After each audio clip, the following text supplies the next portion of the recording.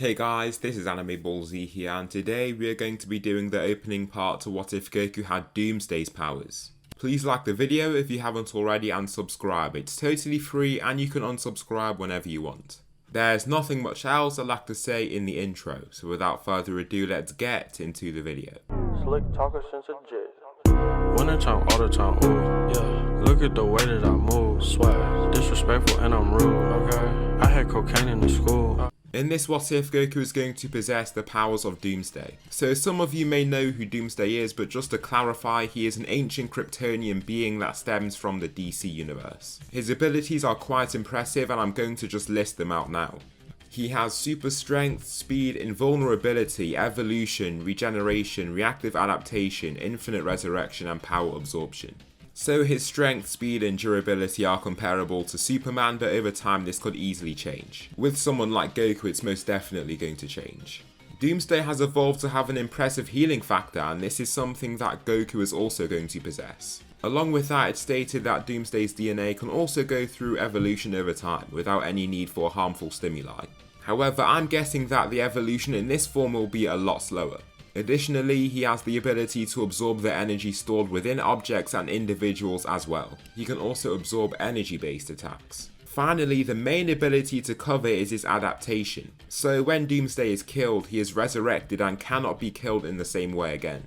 On top of lethal stimuli, Doomsday can adapt to things that just cause him harm, not necessarily just things that kill him. However, this form of adaptation is likely less perfected and drastic when compared to the adaptation from lethal attacks. This grants him practical immortality, where he always returns after being killed no matter what. With Doomsday's insane abilities, things go very differently to how they do in canon. Bardock can sense the latent power within his son and can also see diamond-like crystals on his knuckles, elbows and knees. I hope you achieve your potential, son, and kill the Emperor that is Frieza. Avenge us all, my son, Bardock states, while Goku just laughs in his nursing capsule. He can't understand any sort of language yet and just registers his words as random sounds. He is sent off to Earth and planet Vegeta is destroyed. Upon arriving, Goku is then found by the likes of Grandpa Gohan. His appearance with his tail and silver crystallized joints confuses him, but the man is indifferent to his looks. Raising him is a serious struggle since he is so powerful.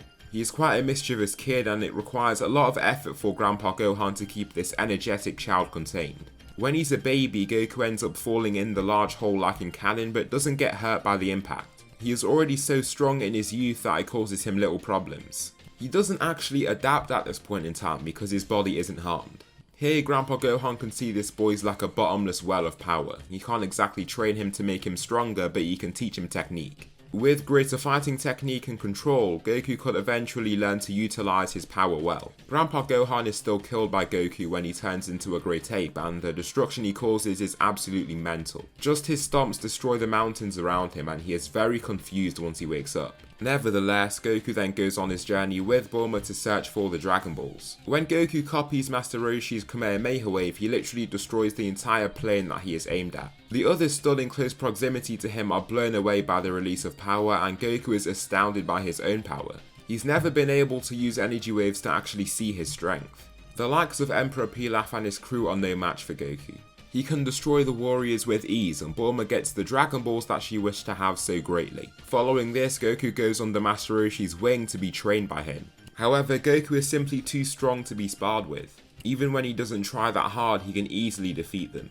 The force that he can put behind his crystalline knuckles is dangerously high, and he soon finds out about his energy absorption abilities. Master Roshi launches his Kamehameha wave straight at Goku when they're in a spar, even using his buff form. However, Goku lifts his hands and the blast flows right into his palms, causing him little issues whatsoever.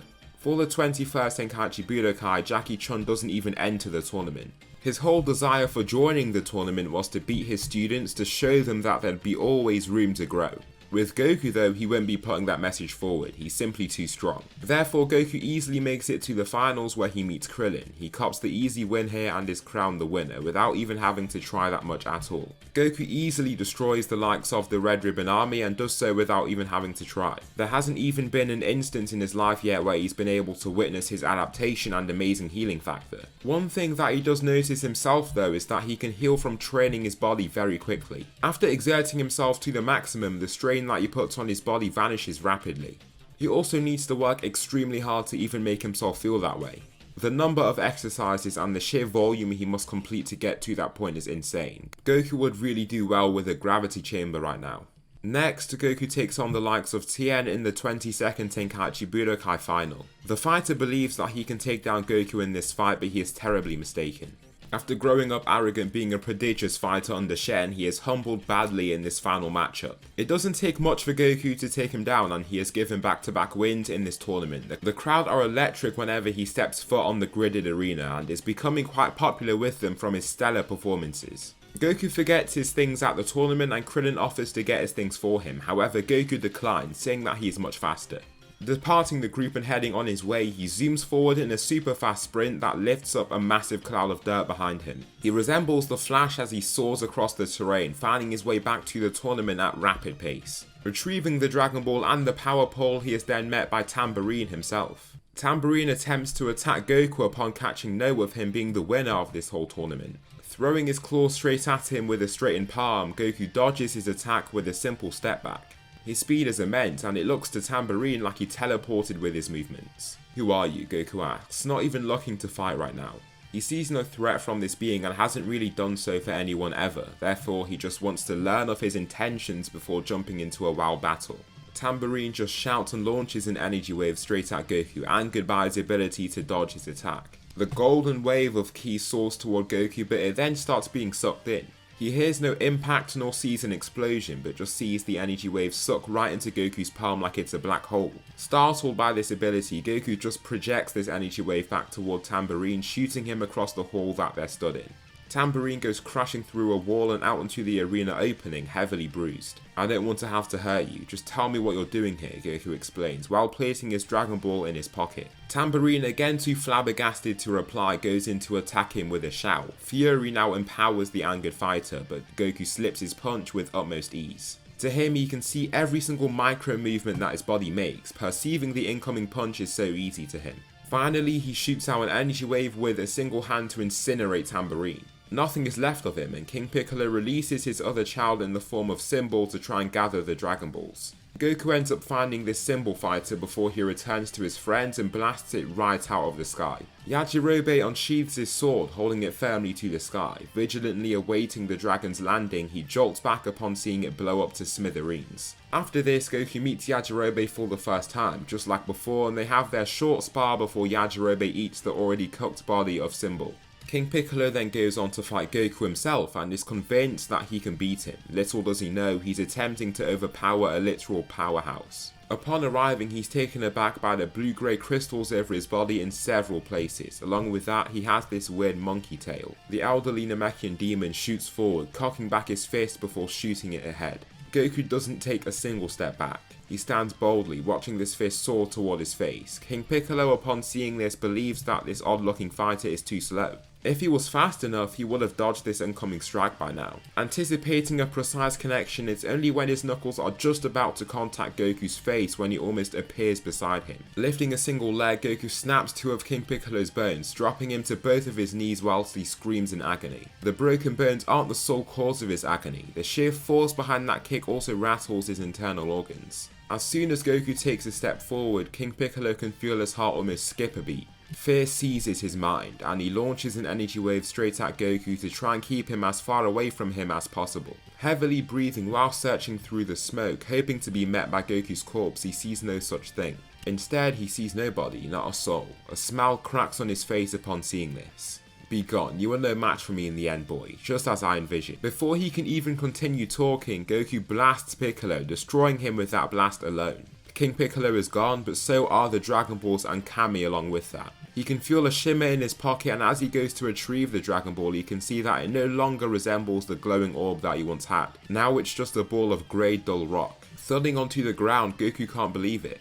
This man was the reason behind the Dragon Ball's existence. Kami is also killed from Goku's efforts, and the group are partially happy and sorry for Goku. He did defeat a great threat, but a lot of them just didn't know what that would entail. However, Krillin is still alive here, so the group of fighters aren't extremely bothered about this occurrence. At this point, Goku's training continues and finds none of his previous masters in the form of Korin or Master Roshi able to train him anymore. He's learned their techniques and is completely out of their league now. Therefore, he is sent further past Korin's tower and to the lookout.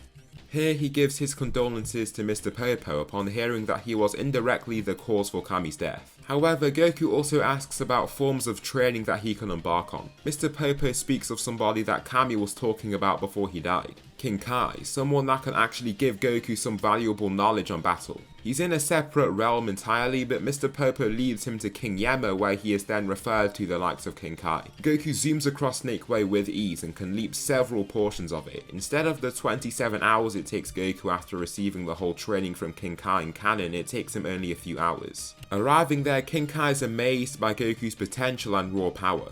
Here, King Kai begins revealing his own techniques to try and improve the Saiyan's fighting ability.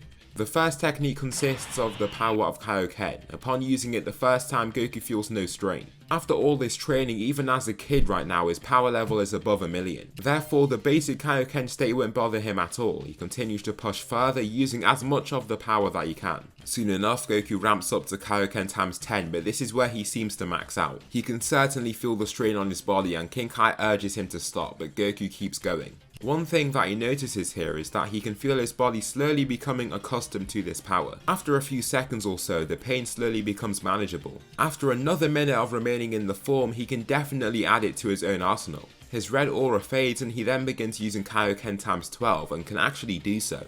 There's strain on his body, but it soon becomes manageable once again. His raging aura almost destroys King Kai's home, but he calms himself before anything extremely bad can happen. Goku's adaptation is the cause for this.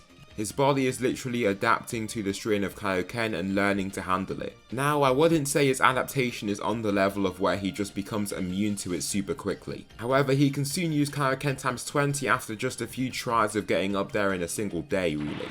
During this training, King Kai also shows off the power of the Spirit Bomb. Shooting it toward Goku, the Saiyan then just absorbs the blast in reflex. King Kai is stunned, totally lost for words. The entire power of his Spirit Bomb is sucked right into Goku's body and he just can't really understand how that's happened. What sort of power is that? You just ate my Spirit Bomb, King Kai shouts, simultaneously angered and dumbfounded. No, I just absorbed the energy. Look, Goku says, crouching down to hold his hand up to a few beads of grass.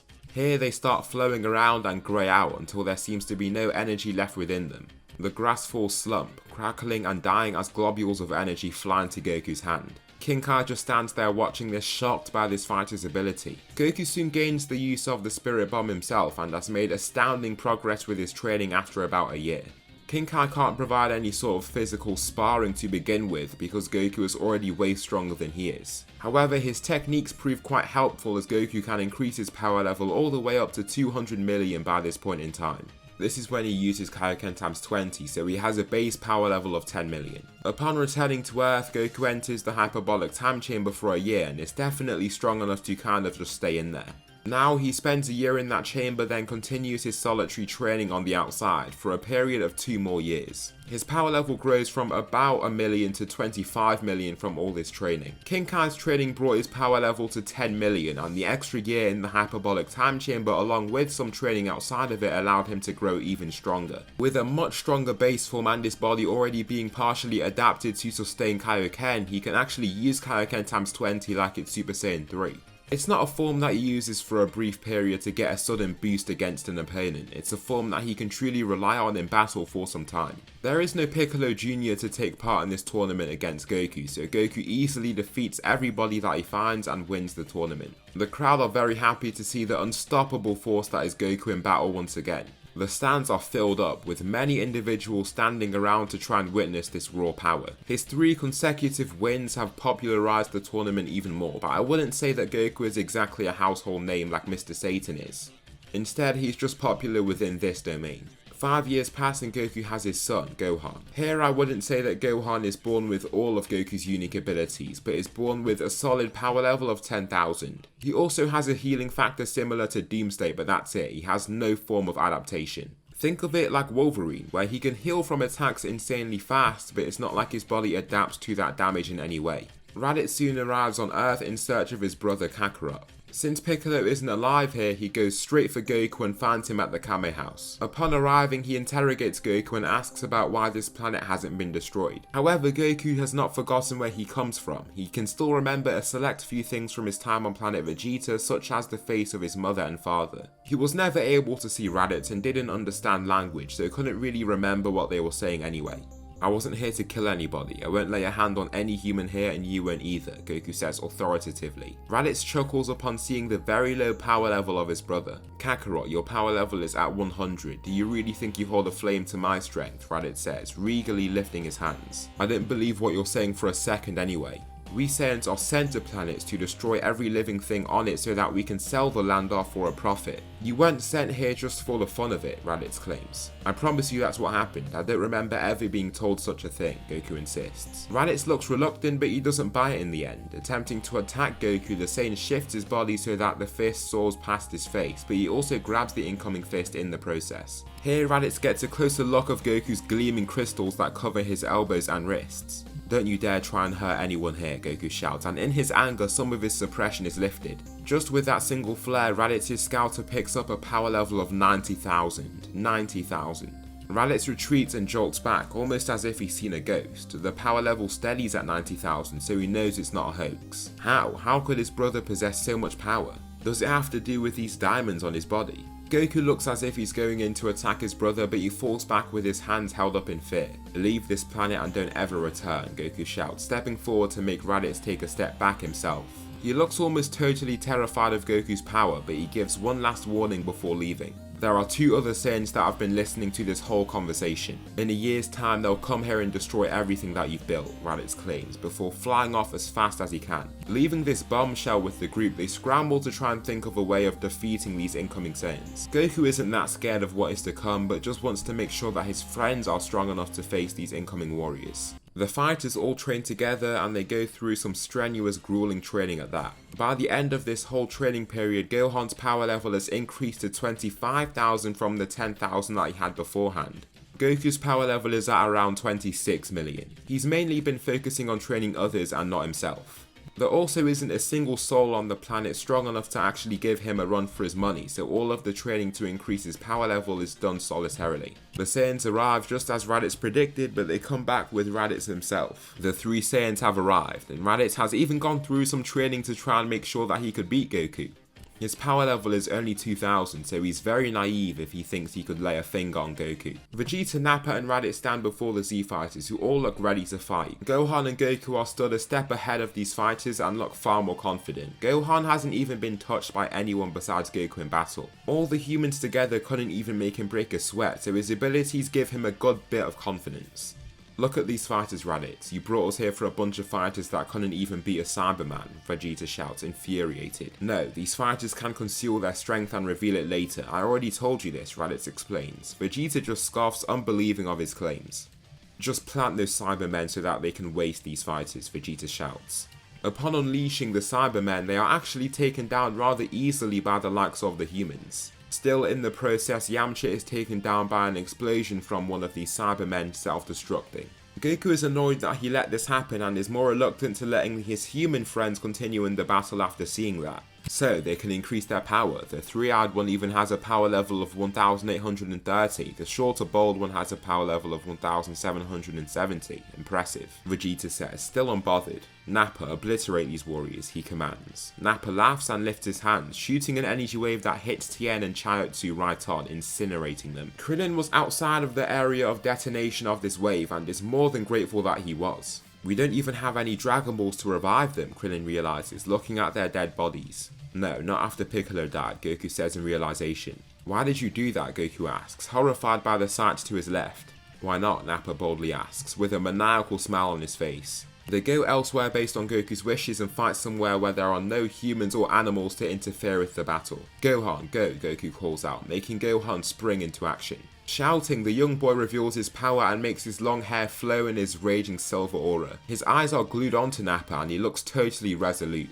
He knows what he must do now and nothing will upset that focus of his. He does feel scared, but he's confident in his own power. Powering up, his power level starts climbing at alarming rates. Raditz never saw this before and can't believe that his scouter was actually right the first time. After returning with a new and improved model, he can't just say that the readings that he sees are fake. Gohan flies toward Nappa and lands a single punch that curls him right over and shatters the armor it impacts. Being shot back into a rock pillar, it comes crumbling down onto the warrior. Vegeta and Raditz are stunned, unable to move or speak. Even Vegeta feels fear, something that he doesn't feel from many, and he's feeling it from a boy. a low-class Saiyan boy with a power level of 25,000. Nothing seems to be adding up with this situation. Nappa roars, breaking free of this rubble with his rage-powered charge of ki. His armor is totally gone from this outburst of ki, then he flies straight to Gohan, thirsty for his blood. Glaring at Gohan with bloodshot and crazed eyes, he roars vehemently in his advance. However, Gohan decides to fly forward himself, making them meet at the midpoint between them. There is a harsh, loud clash that causes Nappa to get thrown away. Landing on the ground, he receives a punch to the jaw that knocks him back onto a hand and knee. As Gohan flies forward to try and hit him, Nappa lifts his free hand and tries to keep him away. Using an energy wave, the golden wave of ki flushes over Gohan's body but causes little harm. It only makes his clothes look slightly tattered after the smoke around him clears. The battle-savvy Chow leaps through the smoke to blast it apart, delivering a number of punches to Nappa's abdomen that pretty much renders him defeated.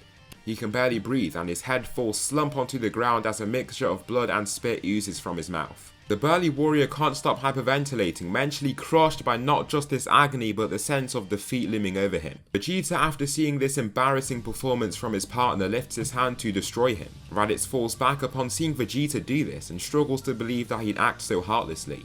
With his leader so strong, there's not much he can do to sway his opinion or stop him. He knows that his word means nothing to him. A ball of ki flies toward Nappa, but it's intercepted before it can touch him. Being sent flying through a rock pillar, Goku stands there with his arm extended to the sky after deflecting the blast. "You're ruthless, you try and kill your own crewmate," Goku asks, furious. "He's weak, he means nothing to me," Vegeta says, before holding his palm to Raditz's chest. Cackling whilst doing so, he believes that Goku is too far away to do anything here. Raditz is too slow to even react to Vegeta's sudden movement and his eyes widen with shock. He just can't think that there's a way that Vegeta would do this. All this time that they've been through, operating as a team, a three-man cell, he surely couldn't just kill him. Closing his eyes in anticipation of the incoming impact, he can hear a loud explosion, but he is suddenly grabbed by someone. Goku grabs him and is sent rolling away, saving his brother. Vegeta looks startled upon seeing him just move like that and turns to see Goku with a power level of 100,000 on his scouter. How could this be possible? Vegeta struggles to believe it at first and attempts to fight Goku. Launching a one-hand energy wave straight at the fighter, he just lifts his hand and absorbs its power. Vegeta is stunned after seeing this. He looks past Goku to see where the energy wave went, but it literally just fell into his hands. Struggling to believe what is happening here, he tries again to subdue Goku. Shooting up to try and punch him in the face, Goku evades and gut punches him before landing a final arching kick to launch him through 3 whole rock pillars. The pillars come crumbling down after Goku's attack, and Vegeta doesn't look to be in the best state, therefore he resorts to his best technique. Shooting his ball of ki right into the sky, it enlarges and makes the likes of Gohan and Vegeta transform into great apes. Along with that, Raditz can see the ball has been activated and transforms, but is on the sidelines. With a power level of 20,000, even after this transformation, he can't do anything to lay a finger on either Goku or Gohan. The raging Gohan sees Vegeta first and just storms toward him, throwing forward his head in the form of a headbutt. Vegeta is slammed back into a rock pillar and gets a pretty nasty bruise on his snout. Following that attack right after, Gohan clamps both of his hands together before slamming them down onto his snout in the form of a double axe handle. Vegeta impacts yet another adjacent rock pillar, knocking it right over from the force of this impact and his own weight. Gohan then gapes open his mouth, revealing a charging ball of ki that Vegeta just about manages to stop with one of his own. An explosion is given off at the midpoint between them, and Gohan rushes forward blindly to try and attack Vegeta again. Here, the raw power of Gohan is too much for Vegeta to handle. His own power level is 180,000, whilst Gohan's is at 250,000. There's no comparison between them physically. Even with Vegeta's greater control and technique, it means nothing when the gap in strength is this large. Blocking numerous swinging hits from Gohan, he attempts to throw one himself, only to get directly hit by a mouth blast, then hit with numerous punches and slams. These repeated impacts soon drop him to the floor, where he just gets totally battered by the infuriated beast. Each attack makes the ground rumble, even causing surrounding rock pillars to come tumbling down, with each leaving a cloud of dust in its wake. Vegeta groans from the repeated impacts that he can't even contain, and his hands soon fall right to his sides. Just taking these impacts head on, Vegeta has been defeated by Gohan. He is currently out cold, and it won't be long before he succumbs to his injuries if he continues getting beat. Here, Goku can see that Vegeta is dead and doesn't want to kill him. Even after the maniacal efforts of him to try and kill Raditz and Nappa, he doesn't feel the desire to do so. Looking up, he can see the glowing ball of energy above them and flies up toward it. Upon arriving near this blast, he holds his hand up to it and can feel the energy soaring into his own body. The process is rather slow with such a dense collection of ki, but the Uzaru Saiyans feel this absorption in seconds. Gohan goes in to try and attack the unmoving Vegeta again but stops in place. It's almost like he's lost the desire to fight and forgotten where he is. Soon the ball of ki is completely gone and the likes of Gohan, Raditz and Vegeta return to normal. Vegeta is knocked out still and Gohan has fallen asleep after his first proper transformation. He never actually transforms into his Great Ape form in training, so it's a first experience for him. Raditz is the only previously transformed Saiyan that remains alive and is just overwhelmed by the whole situation. The only way he can tell Vegeta still lives is through his scouter, but he can see that his power level is falling. Take your friends and leave, Goku commands, seeing Raditz standing on one of the lower rock pillars in the environment.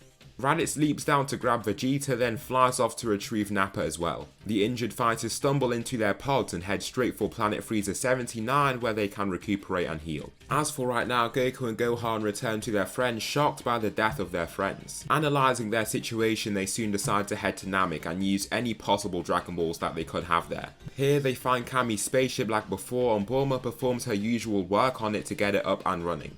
After this, Goku, Gohan and Krillin are on their way to Namek to find some Dragon Balls to revive their friends. After Krillin's mention of the Dragon Balls, Vegeta wants to acquire these special balls for himself. Frieza overhears this conversation through Vegeta's scouter and Raditz's own, making his decision to try and find them for his own wish of immortality. With this, the three parties are headed straight for Namek in search of these mysterious Dragon Balls. The group arrive on Namek, then Goku, Gohan and Krillin venture out to search for the Dragon Balls. In the process of doing so, they find Dodoria and Zarbon slaughtering innocents. Goku sees no need to stay back, he leaps right into the village to stop them. Dodoria lifts his hand, looking to kill a gravely injured warrior that stands before him, but he is stopped. Goku lands in front of him, stopping him right in place. These fighters don't have scouters and don't see a tail on him, so they don't immediately understand who this person is. He isn't a native from clearly not being Namekian, but Frieza leans forward in his pod after giving him a closer look. It's him, the son of that Saiyan that resisted him all that time ago. Then he remembers it all. Just before Bardock was killed, he uttered something before perishing in his planet-busting blast. My son will avenge us all. Frieza's eyes widen and he awkwardly readjusts himself in his seat. Dodoria just goes in to attack Goku since he stepped in his way. However, Goku hits Dodoria with a massively powerful right hand, fracturing his skull with his hard diamond crystals. The fighter is left knocked out and Goku then looks to the next fighter, Zarbon. He looks literally frightened upon seeing this fighter. How could he have such power to seemingly kill Dodoria with a single shot? The scouters of these fighters are gone now, so they can't gauge his strength properly and accurately. Zarbon throws himself into the battle, scared of what Frieza might think if he defied him. Thrusting forward his fist, Goku taps it to the side and taps Zarbon with a punch of his own, dropping him. The Emperor, looking at this powerful Saiyan, can't get the image of his father out of his head. However, he's not going to reduce himself to try and fight Goku. No, the Ginyu Force will take him out. With Zarbon down full account, Frieza flies off and Goku watches him fly away. For now, he doesn't do anything because he never saw this man lay a finger on anybody, but remains vigilant. As soon as that fighter enters the battle, he'll make sure to take him out. Here they save the likes of Dende, who tells them all of Guru, who can unlock the potential of these fighters. Therefore they all head there. Before, Krillin went alone since he heard that it would take so long to get there. However, Goku is much faster, even when he suppresses himself greatly. Krillin's power level was probably around 2000 at that point, but Goku, being heavily suppressed, still has a power level of around 100,000. Soaring across the sky, he takes Gohan and Krillin along with him instead of leaving one of them to fend for themselves. Here they all get their potentials unlocked. Krillin's power level increases all the way up to 10,000, making him significantly stronger. Additionally, Goku gets a power level of 60 million from this increase. He has a decent bit of latent power because he's never properly trained with somebody near his own strength. Just his power increase can be felt by his friends and even they are terrified. The most terrified people here though are the three Saiyans that are on the planet. These are Vegeta, Nappa and Raditz. Nappa and Raditz aren't as talented as Vegeta and so haven't immediately learned how to sense ki as easily as him. Therefore they just don't know how strong Goku is now. Vegeta is too scared to even move because it feels like the energy he's sensing is making his shoulders feel extremely heavy.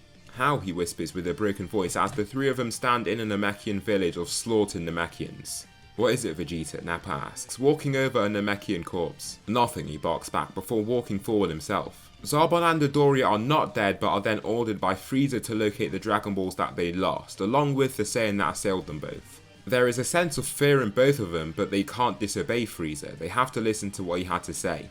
In their search, Vegeta senses the power of Zarbon and Dodoria as they are off searching for Goku. There's Zarbon and Dodoria, Vegeta quickly reveals, before just flying off at them without warning. Who? How do you know? He's done it again, Nappa says, before following him. Raditz just shakes his head before doing the same. They fly right after him, then Vegeta punches Dodoria right out the sky to stop him. The fighter is sent slamming into Zarbon and knocks them both off course. Vegeta, it's you, Dodoria exclaims, taken off guard by his presence. It is, and I'll be the last person you ever face, Vegeta shouts, lifting his hand. Hey, Goku believes this will be the chance for them to get the Dragon Balls. All they have to do is get rid of these warriors and then go straight for Frieza. After he's gone, they'll be well on their way to getting their friends back. Wait, Vegeta, don't you want to know about why Planet Vegeta was destroyed? Spare me and I'll tell you what happened, he shouts, but Vegeta chuckles. I know what happened, the planet got destroyed by an asteroid. Why should I spare you just for you to reiterate that, he asks. No, what actually happened was that Frieza decided to get rid of you Saiyans before you'd cause him serious trouble. He didn't know if he'd be able to reign over you all forever, Dodoria explains, making Raditz and Nappa startled. Rage can be seen on their faces, then Vegeta just smiles. Thanks for the info, Vegeta says, before blasting Dodoria to smithereens. Zarbon falls back and evades the main wave of energy from the blast, and Vegeta springs right onto him. Acrobatically flipping around, he kicks Zarbon straight on his chest and breaks apart his armor, which sends him flying down. Zarbon comes to a stop, then flies right after Vegeta, who elegantly evades his incoming punch. In this swinging evasion, he thrusts his fist straight into his gut and subsequently follows with a ruthless combination of attacks onto his body. Vegeta is much stronger than Zarbon, and after a brutal beatdown back on Earth, he has not a power level of 24,000 but 25,000. Soon Vegeta appears above Zarbon, then shoots him into the green waters below with a double axe handle strike to the top of his head. Landing on an island with his crewmate, Zarbon pulls himself out slowly before returning to his feet. Wait, Vegeta, do you want to take me down before I can even use my full strength? How about you let me go up to full power so we can have a proper fight, Zarbon asks. Yeah, sure, let's see how strong you get out your full power, he replies, crossing his arms as he waits. Zarbon then transforms into his transformed ugly state. Vegeta flies straight at him fearlessly, unfazed by his change in appearance. He throws 2 power shots to his body but does very little to harm Zarbon. His sturdy frame takes the force of his blows relatively easily. Zarbon then swings both hands onto his head to grab it. Swiftly after, he slams Vegeta's head into the ground before continuously slamming it into the ground as he cackles. Nappa and Raditz are simultaneously frightened but satisfied by this brutal assault. This guy did try to kill them at one time. However, they are better human beings and feel some sympathy here. However, both fighters are too weak to do anything to really help him. Vegeta gets pummeled by the much stronger fighter and is left to crawl back to his friends. Zarbon stands tall and confidently, happy after his triumph over Vegeta. Raditz and Nappa are still frozen even after the fight has concluded, then Zarbon signals for them to come and face him. A few seconds of silence pass, but then Nappa roars and bravely flies at Zarbon. Raditz is shocked at Nappa's choice to fight and he gets battered far worse. Zarbon socks Nappa with the right hand as he advances, not only stopping him in place but forcing him backwards. Whenever Nappa tries to form a combination of attacks, Zarbon's imposing power makes him forget his strategies. Nappa's beatdown is far more brutal and he screams in agony upon feeling the power of his hits. Raditz, watching this fight, is struggling to think of why Nappa would do this. Eventually though, he understands. He wants to grow strong enough. He's aiming to abuse the Zenkai. Zarbon knees Nappa in the face so hard that he lands headfirst on the ground, knocked out. Raditz screams, trying to power his own body and attacks Zarbon with attack after attack. Each of his attacks don't even move the behemoth, and a single punch is enough to bring him to his knees. With Raditz that has a power level of only 2000, he's well out of his league here. A single strike is enough to leave him coughing out blood in terrible condition. There's internal bleeding and agony from almost everywhere in his body. Zarbon then grabs all 3 fighters, placing Vegeta over his traps and holding Nappa and Raditz in his bulky hands. He returns to Frieza with the men that he wanted and has them all healed. After this healing process, Nappa's power level grows to 25,000. Vegeta's then grows to 50,000. Along with that, Raditz's power level grows up to 10,000.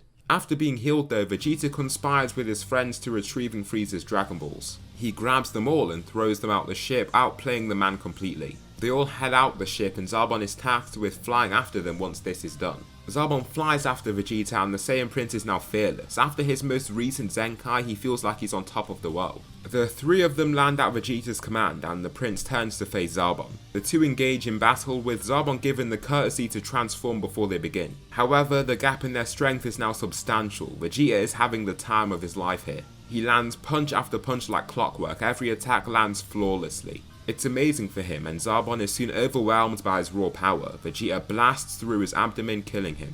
Vegeta is on top of the moon and now has 5 Dragon Balls. Goku and his team have 2, the 1-star from Ginyu and the 4-star from Vegeta's hiding spot. Goku is now ready to take Vegeta's Dragon Balls and end this. After sensing the ki over the planet, he can sense that too many people died. He can't let another soul perish at the hands of these demons. His mind is kept slightly more sane with the Dragon Balls, but his rage is unwavering. Just at this point in time, Vegeta lands ahead of Goku along with his team. "You two still follow this man after he tried to kill you?" Krillin asks, before Vegeta's eye twitches. "Watch your mouth, Baldy. Don't talk your way out of life," Vegeta shouts, lifting a palm to him. Right after this, Goku just stands and fearlessly approaches Vegeta, still heavily suppressed. This is the only reason why Vegeta isn't cowering away in fear right now. "You have the other Dragon Balls that I need to wish for my immortality. I want you to give me what I need at this instant," Vegeta shouts, now aiming his hand at Goku. "You're a Saiyan, so don't think I'm the same fighter I was before. You do not want a rematch with me." Vegeta is cut off and Goku's hair starts flowing along with his clothing. His suppressions are being lifted and a silver aura soon cloaks his body. His power level lifts all the way up to 1 million and Vegeta is terrified. How could somebody be this unbelievably powerful?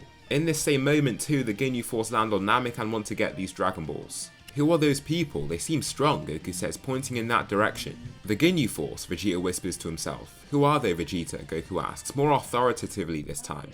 "The Ginyu Force, the most elite soldiers that Frieza has to offer," Vegeta says. "Frieza, I'm tired of what he's done on this planet. I'm gonna defeat him now," Goku declares, before flying off at such high speed that Vegeta is literally blown onto his hands and knees by his aura alone. Gohan follows him with their Dragon Balls and Krillin follows them along too.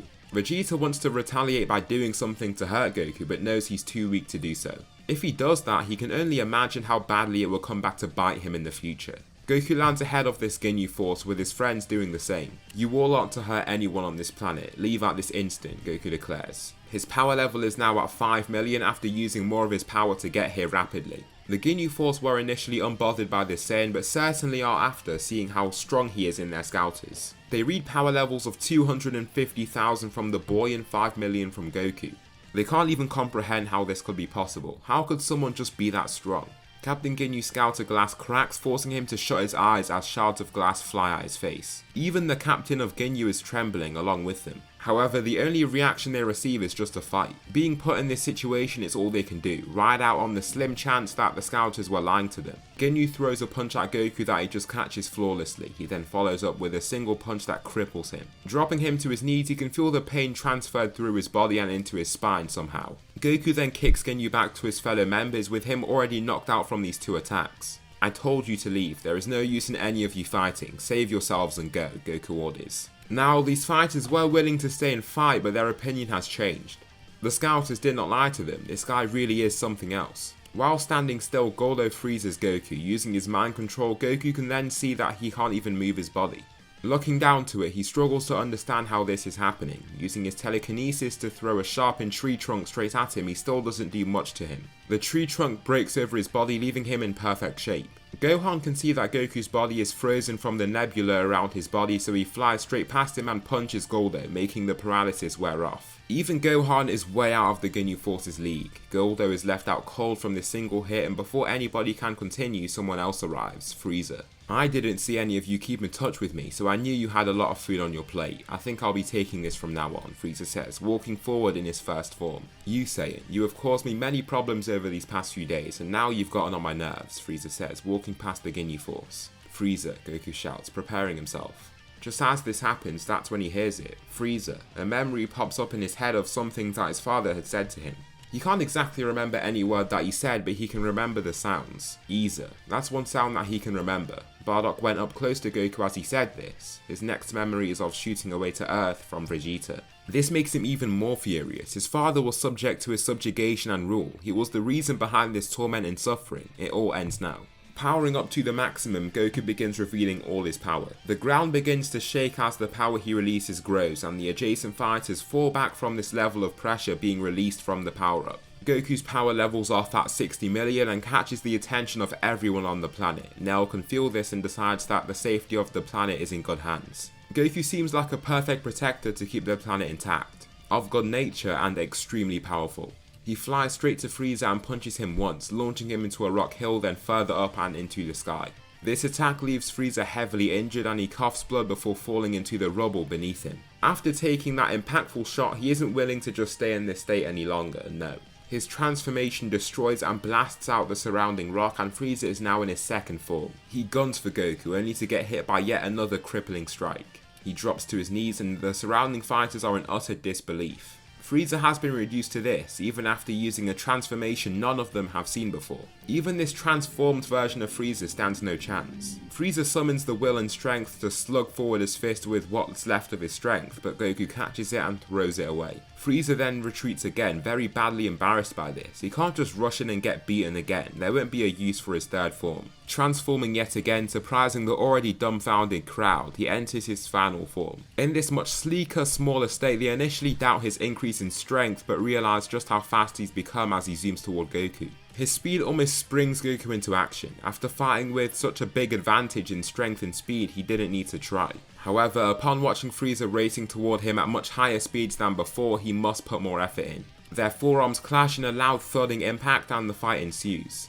Frieza begins with several attacks toward Goku, who can evade most of them rather easily. He's only using a quarter of his full power here, bringing him to a power level of 30 million. Goku is still double that and can block or evade pretty much anything that he tries to throw at him. Frieza shouts and whips his tail right toward Goku, who can step out the way and just kick him in his ribs, heavily straining that area. Frieza falls back and holds the hit part of his body just under his left arm and grits his teeth in pain. The Emperor has been involved in this fight and hasn't even slowed to think about how the prophecy might be true. The last words of Bardock ring in his ears as if they're still being said to him: "My son will avenge us all." After these few seconds of silence, Frieza lets loose. Screaming at the top of his lungs, he reveals his top level of power when he remains in this slim state, 50%. Darting toward Goku, he lands a punch straight to his gut. Goku grunts in pain and is sent sliding back from the force of the punch. Holding his stomach in pain, he struggles to believe this. This is what pain is. Too startled by the sudden impact, he is taken off guard by the numerous more that come his way. It takes him a good few seconds before he turtles up and falls back. After all of these attacks, Goku is hurt and bruised, but only for a short time. His breathing has intensified. This one-sided fight has now turned into a real battle.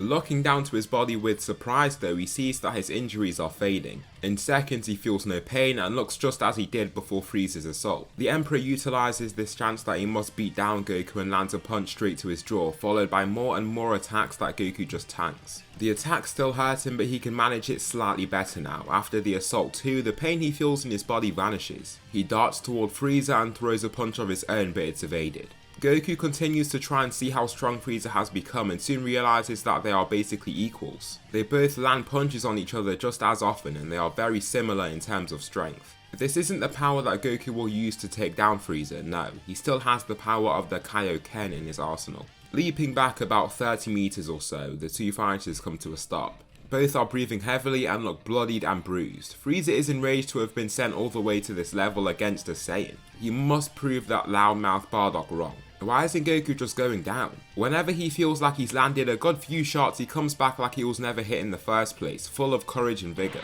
Kaioken, Goku shouts, immediately reaching a power level of 120 million. His power has increased dramatically and he takes Frieza off guard with his speedy advance. Walloping him with his initial punch, he takes the remainder of time with his Kaioken to really beat Frieza down. The Emperor doesn't possess a healing factor like him and so progressively gets worse and worse upon accruing more damage. He becomes more sluggish and unable to block or perceive Goku's speedy attacks until he is dropped with a clubbing strike to the jaw.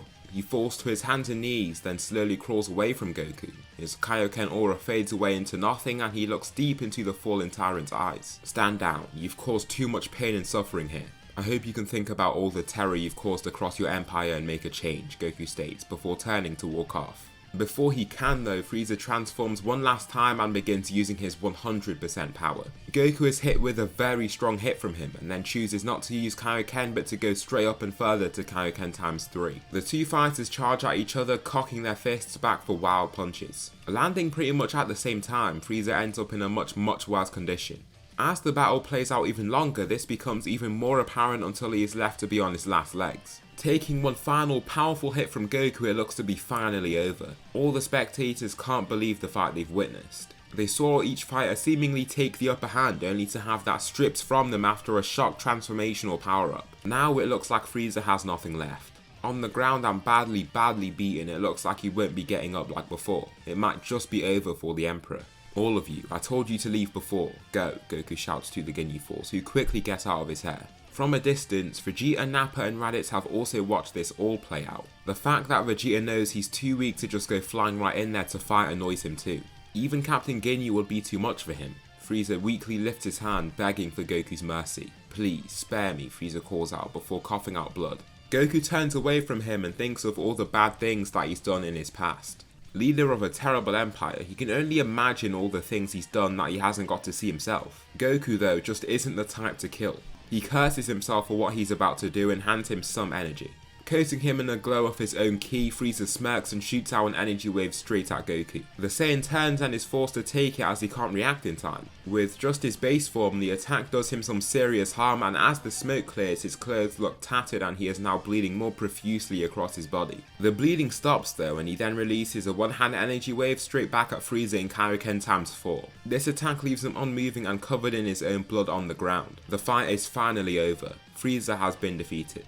Goku followed his prophecy and completed the only task given to him by his father, to avenge the Saiyans and kill the mad tyrant, Frieza. With that, they gather the Dragon Balls with no threats whatsoever and they get their first wish of reviving Kami. With this, King Piccolo comes back as well, then after that they don't really need any other wish. They have the Dragon Balls back on Earth and King Kai formulates an idea to revive those that were killed by Frieza and his army. Namek is in a great state and so they don't really know what else to wish for. The Namekians are revived with the use of the Dragon Balls back on Earth and Guru doesn't have much time left at all. Just in time, the mantle of Grand Elder is passed on to Mori before Guru dies. Instead of thinking of something to do with the Dragon Balls, Goku decides to give the Namekians themselves a chance to wish for something. After the invasion from Frieza, he's sure that the planet's in a poor state. With 2 wishes, they could do a lot to kickstart their recovery. Vegeta is more than infuriated after watching his chance at immortality vanish from his eyes. Just as Vegeta turns to try and walk away, Goku appears in front of him, startling the 3. Where will you 3 go now? You can come back with us if you like, we're taking Frieza's ship, Goku offers. The 3 look silent, but Raditz seems the most willing to accept. Looking past their previous differences, he is his brother after all. I'm not against it, Raditz replies. I know we've battled in the past, but why don't we just put that behind us? Frieza's gone now, so you guys can do whatever you want. On Earth, you'll have the best time, Goku then says. Nappa steps forward and stares down Goku for a few seconds in silence before grabbing his hand to shake it. Even if they hate his guts, he's done a wonderful thing today. He took down Frieza and avenged all their people. The Super Saiyan. To them, since they haven't seen the true form, they think it's him. They all believe that he is the legendary Super Saiyan. With that, they take Frieza's ship and are on their way to Earth. The Saiyans navigate the ship this time, since they know how to work it and they arrive on Earth in about a month. The group all rejoice upon finding their friends back home and peace has finally been returned. Arriving on Earth, the Saiyans stay on Earth with the other Earthlings. Here, Raditz is ready to humble himself and so is Nappa. The 2 Saiyans are able to recognize Goku as the venerable individual responsible for avenging their fallen brethren. Therefore, they want to grow as strong as they can with him. After a year of training, Nappa and Raditz grow a lot. Facing Goku, such a powerful warrior, they are always forced to their limits. Getting beaten down by Goku in these spars allows them to then grow in the future as they heal. Nappa ends up gaining a power level of 2.5 million and Raditz has a power level of 2 million. Nappa still edges him out, but Raditz has managed to grow more from this training.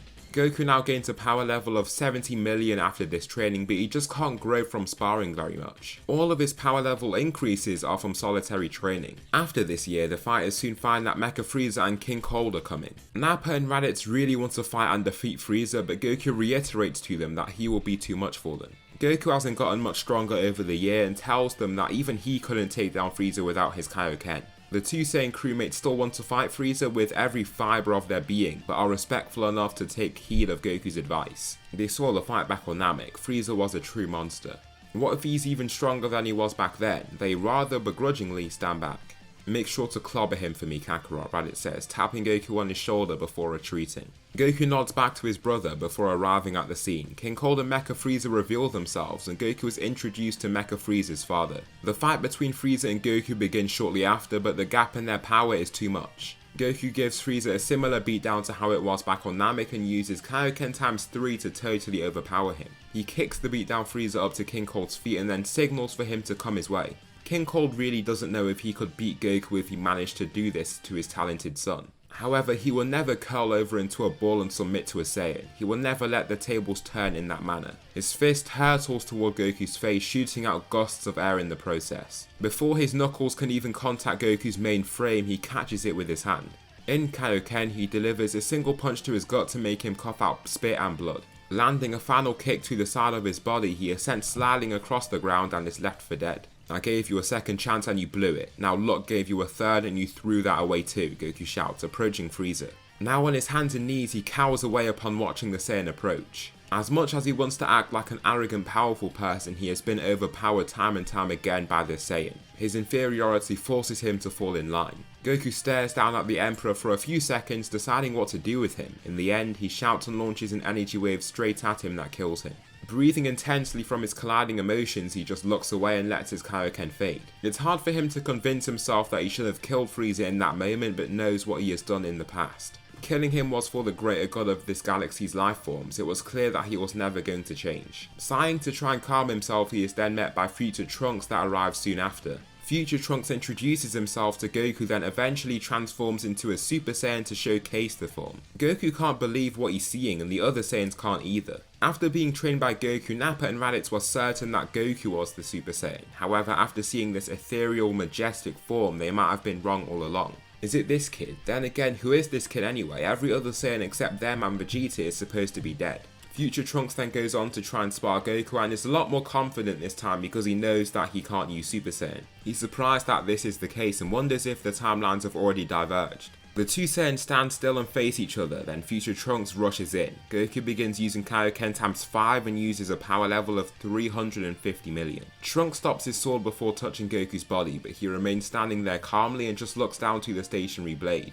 "You knew I wouldn't hit you," Trunks says with surprise. "I did. There was no intent in you," Goku says. Trunks falls back and now is going to throw an actual slice. Slashing at Goku's abdomen, he catches his incoming slash on his pinky finger, pointing it downward. Soon after, Future Trunks reveals why he's here and the group are made to train in preparation for the incoming androids. Raditz, Nappa and Goku all train together, with Vegeta still choosing to train on his own. Here in sparring, Goku manages to push Raditz to the absolute edge. Using all his willpower to try and beat Goku, he unlocks Super Saiyan.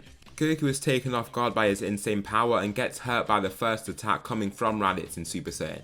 This gives Goku a great opportunity though. Now with somebody that is stronger than him where they can spar, he can grow stronger through sparring and things of that sort. This gives Goku a large power level increase to 110 million at the end of these 3 years. For the other 3 Saiyans, I won't use power levels because they literally just don't work from this point onwards. Goku doesn't have Super Saiyan just yet and it just comes down to need. Goku doesn't need Super Saiyan, so his mentality can't allow him to gain the form right now. Nappa then unlocks the form in training as well after Raditz motivates him through the sense of need in a very intense spar. The 2 androids being Android 19 and 20 arrive in Sasebo. They meet Yamcha and leave him in a near-death state. Seconds later, Goku lands at the scene with the confident Raditz by his side. "Let's get rid of these guys right now," Raditz declares with his arms crossed. "Let's continue this fight elsewhere. There's no need to fight here with so many lives in the way," Goku says. Dr. Gero then kills all life in the vicinity, infuriating Goku. They still move to another area and Raditz stands ready to take on these warriors. Android 19 zooms toward the long-haired Saiyan and he then enters his Super Saiyan form.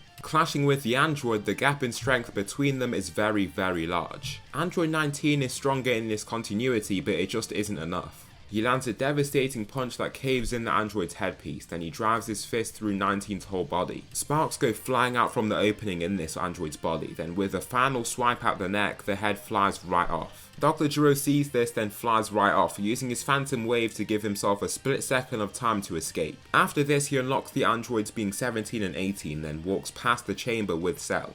Here, the androids don't see a very small being, but a tall life form that looks almost identical to Imperfect Cell floating in there. What the hell is that thing? 17 asks. Don't worry about it, it's a project on standby, just do your job, Dr. Gero claims. Utilizing the DNA of Goku, the intelligent scientists soon figured out that Goku's genetics are invaluable. Their ability to evolve an organism is something that he has never seen before. Even among the other Saiyan's DNA that he captured, Goku's is something exceptional, and he can even see some similar traits in Gohan's DNA as well. 17 ends up killing Dr. Gero and finds that he can't even activate the fighter known as Cell. However, he can activate 16 and the 3 androids leave this lab. Goku, with these people that find the androids, feels a weird pain in his chest. He ends up feeling himself lose his breath, but the pain starts dwindling after about a minute or so. Yamcha goes on to try and take Goku away, but his breathing calms down. He wipes his sweating face and starts to feel like he's getting back to normal, then his body feels fine. Raditz stands forward and isn't scared of these androids. He looks totally fine, but then someone else arrives, Vegeta. Landing in front of him, he holds his arm out. Stay back, if you want to get rid of these androids, you want to stay behind me, Vegeta shouts. However, Raditz's eye twitches. He grabs Vegeta on the shoulder and with raw force throws him back and ends up unintentionally throwing him to the floor.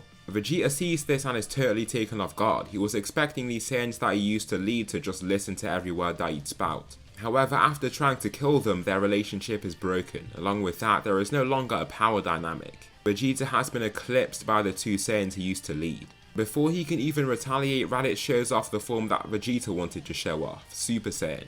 He clashes with 18 and is literally thrown back. After Dr. Gero has seen how strong Goku and these Saiyans are, he's made these 2 androids significantly stronger.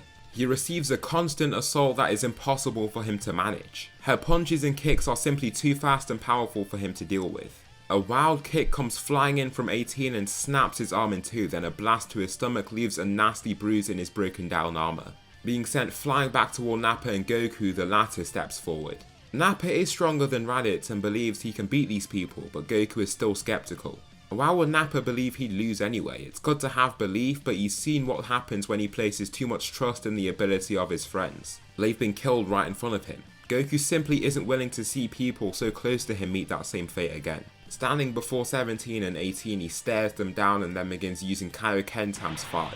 Using this level of Kaioken, he knows he's stronger than Raditz when he uses Super Saiyan, then he fights the androids himself. Landing several punches onto 18's body, he can see that she's taking the power of his punches very well. As soon as he sees an attack coming his way, he shoots himself back, then throws out one of his special sharp crystal protrusions found on his joints. He's just found out about this ability of his and manages to cut 18's cheek because this attack is so unexpected. After gaining so much information on Goku, 18 is not expecting him to use such a weird technique. Goku can see though that he's too weak. He put everything into that throw and now sees that 18 just dodged his whole attack.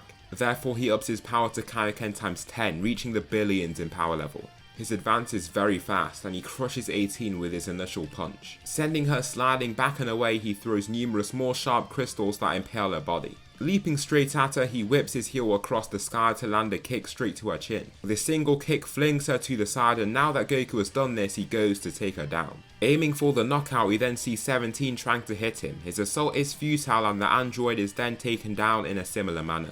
With the 2 fallen androids now at his feet, weak and bloodied, he looks to try and knock them out to keep them down. Goku doesn't want to kill after what he did to Frieza, even if these people are evil. Even more so, he can tell that these fighters have been made evil. It was never their nature to begin with. Suddenly though, 16 utilizes the power of Hell's Flash and aims it straight at Goku. The attack is powerful and throws Goku back with every incoming hit. One thing 17 has over these 2 fallen androids is pure firepower. With his burly muscular frame, his Hell's Flash is nothing to scoff at. After this seemingly incessant firing of energy blasts, Goku doesn't look that injured from this assault. 16's eyes enlarge upon seeing that Goku has just taken his attacks with ease. All of the androids are dumbfounded. The idea of them killing Goku has become the entire reason behind their existence. However, now they've been given the chance, they can't do just that. He's simply too strong. In this moment, this is when Dr. Gero's true mission is revealed. After 16 stands there, unable to process what's happening, Cell makes his grand reveal. This is not future Cell, no. This is the imperfect Cell that this version of Dr. Gero has created at the grace of Goku's godlike genetics. This Cell is of a silver dark grey hue with crystalline joints like Goku. The two warriors have their standoff and Goku can sense the overwhelming ki stemming from this warrior. The others stood behind him can do the same and are promptly intimidated.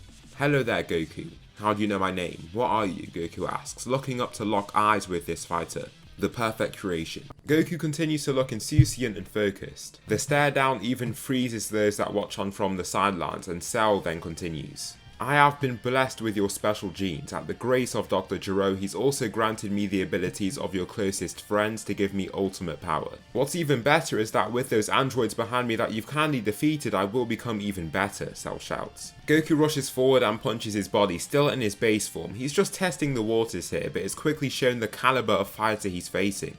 He is then hit with a massive blow to the body, launching him into the sky as if he's been shot out of a cannonball. Goku grinds to a halt, then begins using Kaioken ×5. From this range, he shoots off several of his crystal protrusions. Unlike 18, Cell has no trouble evading all of these incoming shards of crystal. Goku then doubles his power with Kaioken ×10, soaring back down toward Imperfect Cell. The two beings clash, and this time Cell doesn't look as confident and nonchalant. Goku swings straight ahead for an elbow, but Cell throws his body out the way as fast as he can to evade. He then falls back a few meters back in a swift retreat and the intense battle continues. Whilst Goku is using Kaioken ×10, the two of them can fight like equals. Goku takes hits from Cell, but his body heals from any of the blunt trauma, so he returns to peak condition very quickly. Nevertheless, Goku doesn't want to just have a sparring match with this ugly being. If he wants to fight and defeat Cell, he's going to have to go a step further. Doubling his power once again, he begins using the insane power of Kaioken ×20. The key signature that the others can get from Goku is insane. Raditz and Nappa have never seen this level of strength from Goku in battle. Whenever he's using levels of Kaioken of this level, he's training on his own and just trying to increase his body's resilience. Goku darts towards Cell, knocking the wind straight out of him with a kick to his stomach. His high-speed advance lifts a massive trail of dust behind him and he follows with several more attacks. Cell shoots forward his tail at Goku, but he dodges and in the same motion swings out his arm to launch numerous crystals from his elbow. They slice past his adversary's skin and impale him in many places, then Goku pulls back his hand to launch out another wave of crystal shards again. There are further impalements and Cell is left bleeding from these various wounds. Cell grunts in pain but then lets off a maniacal smile after about a second or so of silence. In this moment, Goku reduces himself to his base form to save some of his energy, but the shards of crystal start dropping out of Cell's healing flesh. He has the same healing factor that both Goku and Gohan do. This is scary. He really does have all of their best attributes. Keep breaking me down and my body will slowly evolve and become better than it already is, Cell announces, cracking his knuckles.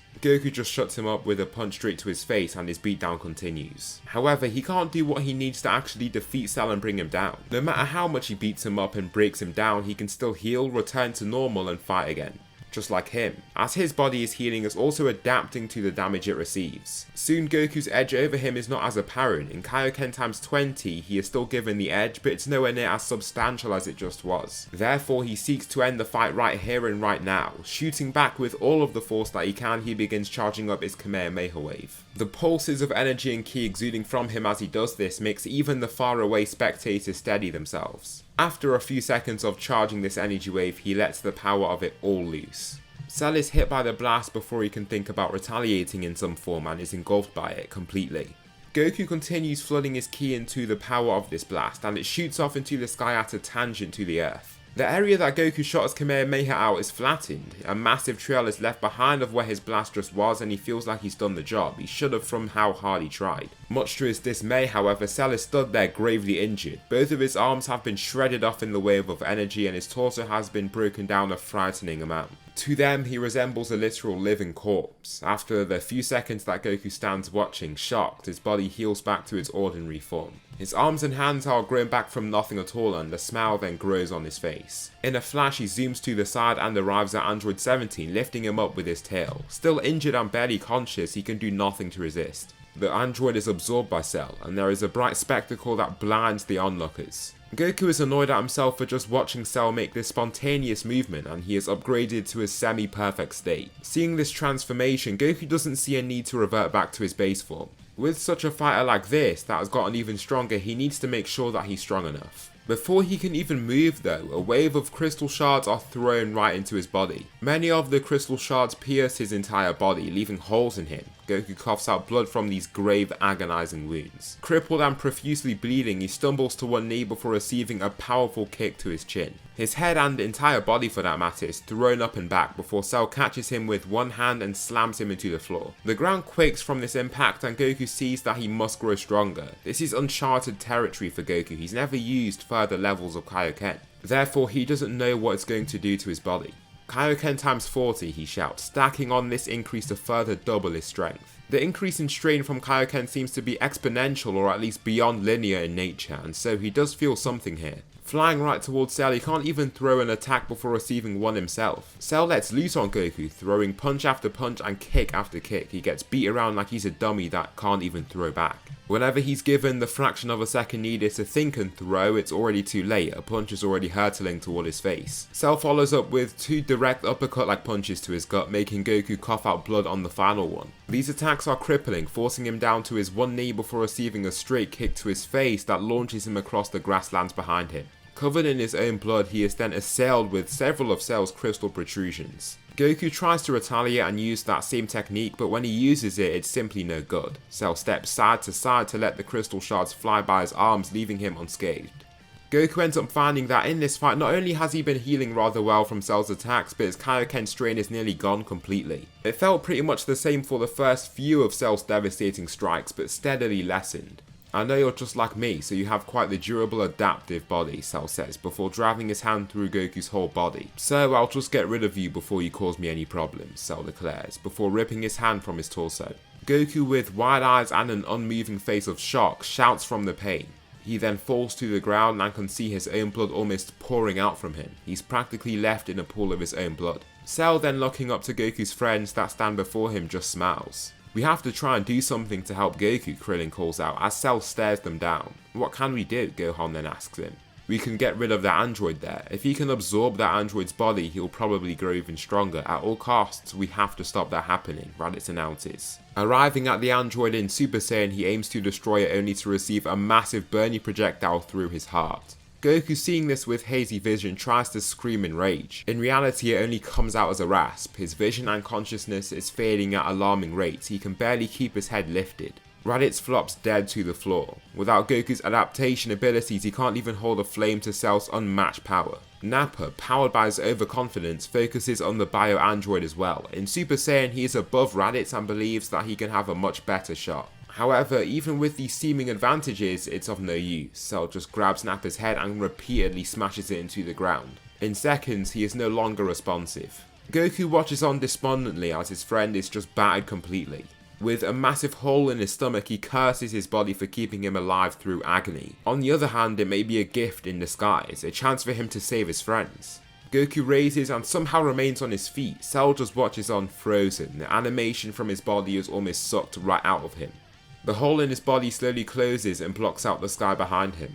He then begins shouting, searching for power deep within, Super Saiyan. Before there was no need, but he was ignorant to what Dr. Gero was capable of. He needs that power. After charging his ki, Goku soon unlocks it, the power of Super Saiyan.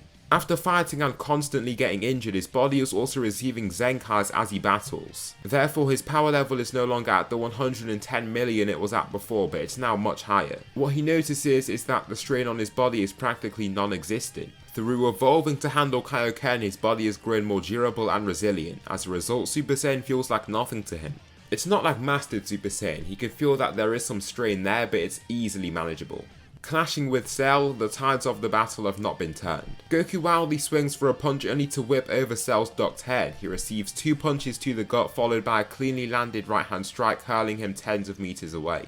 The gap in strength is still there. Even with the power of Super Saiyan, semi-perfect Cell is too much for him. Go, everyone go now, Goku shouts to his friends. There's no use for them to stay here. With him and Cell being so powerful now, even collateral damage could take their lives. The Z Fighters begrudgingly follow his order, retreating. Goku, continuing to fight Cell, cannot bridge the gap. With this Super Saiyan form, it still grants him inadequate power. Therefore, he takes a gamble. Could his body handle the strain of Super Saiyan with Kaioken put together? It was something he thought about achieving after unlocking the form, but never asking Kai about if it was safe. I mean, how would King Kai even know anyway? It's not like he has that transformation for himself. There's no other option though. Bracing himself for the agony that he knows is surely to come, he clenches his fists and activates the power of Kaioken. Immediately the ground cracks under the force of this activation. There is the sound of flesh shredding and Goku coughs out alarming amounts of blood as he screams in pain. He even falls to a knee from the pain. With such power coursing through his veins, it's just completely destroying his body's flesh. Seconds later though, he can feel his body mending itself back together. The pain starts to slowly but surely fade. Kaioken times 3, he roars, entering another state of true torment. This level of conviction is something Cell could only dream of. In his eyes, Cell sees nothing but a crazy person. When he was tasked with defeating Goku, he did not have this in mind. The will to save his friends reigns paramount over all sense of discomfort and agony that he may feel. A true hero, a true saviour. Goku, now with a form superior to even Super Saiyan 2, is slowly learning to tolerate it. The strain is still immense, but his body is not actively destroying itself to uphold the form. Goku, now with a form superior to even Super Saiyan 2, is slowly learning to tolerate it. The strain is still immense, but his body is not actively destroying itself to uphold this form. Powerfully hitting Cell, he lands a clean shot and does well. In quick succession, he releases a wave of hard crystal shards at his body, with many passing straight through his body entirely. Goku's assault is intense and he wants to go as hard as he can to take advantage of this form while he can. The pain in his body is still there and his body's adaptation isn't extremely quick. Semi-perfect Cell is no match for Goku. The beatdown is similar to Super Vegeta pummeling him in canon. Soon enough, he is covered in his own blood and Goku sees no need to continue the fight now. He knows that if he absorbs that other android he's toast, therefore he seeks to destroy the being whilst he still can. Solar Flare, Cell shouts, blinding Goku completely. In this same motion he absorbs 18 and becomes his true perfect self, Perfect Cell. The silver being coated in glistening crystals just smiles as he feels this new power coursing through his veins. Goku, falling out of Kaioken times 3, can't believe that this fighter has only gotten stronger. After a large Zenkai that he gained from his body getting used to Kaioken times 3, he finds that Perfect Cell is stronger than him, but rather marginally at that. Goku couldn't even think of defeating Cell with just Kaioken times 3, but if he could push just that bit further he could win. It would be agonizing and he could possibly die, but it's the only option he has left. Cell possesses a certain swiftness and power now that he struggles to contend with. Goku tries to land a punch on Cell when he sees him directly in front of him, only to see the perfect being swerve past his punch and kick him into the sky. Darting straight after him, he lands numerous more punches cleanly and precisely on Goku's body, followed by a wave of crystal shards that pierce him. Cell knows that Goku can just heal from those shards with ease, he's merely trying to add insult to injury. I told you I was the perfect creation, even with your abilities I can do everything you can and more, Cell shouts. Well, I have something else that you don't have. I have determination. I know that I can beat you, Cell. Can you? I'd love to see you try, Cell says, regally lifting his arms with utmost confidence. In this same moment, Goku begins charging his Kamehameha wave and Cell reacts in kind. In seconds, their blasts are fully charged and they harshly collide in the midpoint between them. For a second or two, the blasts remain at this point, but Cell just gains the upper hand. It slowly pushes Goku's blast back, but he then decides to use Kaioken times 6. Doubling his strength instantly, the power of his blast substantially increases. Cell no longer looks as confident as he once was. His blast is properly getting pushed back. Soon enough, there's nothing he can do. His Kamehameha fragments and breaks into nothing but globules of floating energy, leaving Goku's attack to hurtle toward him.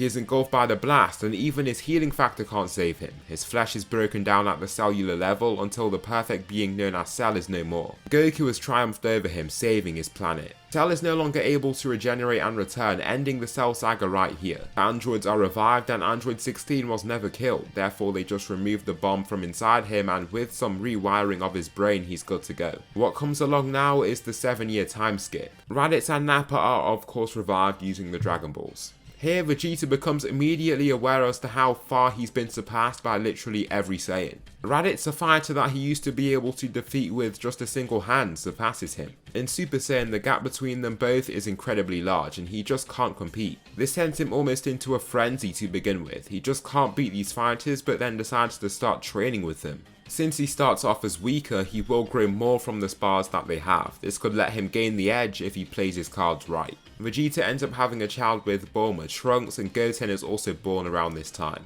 He has the same abilities as Gohan, being born with a high power level and having a healing factor. During this time, all the Saiyans unlock the ascended forms of Super Saiyan, Super Saiyan 2 and Super Saiyan 3. The levels that they reach during this time is mental, but Goku still takes the crown as the strongest by far. He is so strong that he can handle even the likes of Super Saiyan 2s of his friends in his base form. After his fight with Cell, he repeatedly broke down his body, and as it healed itself, he received a larger Zenkai. This just furthered the gap between him and his friends. The World Tournament comes along and Gohan is way weaker than he should be.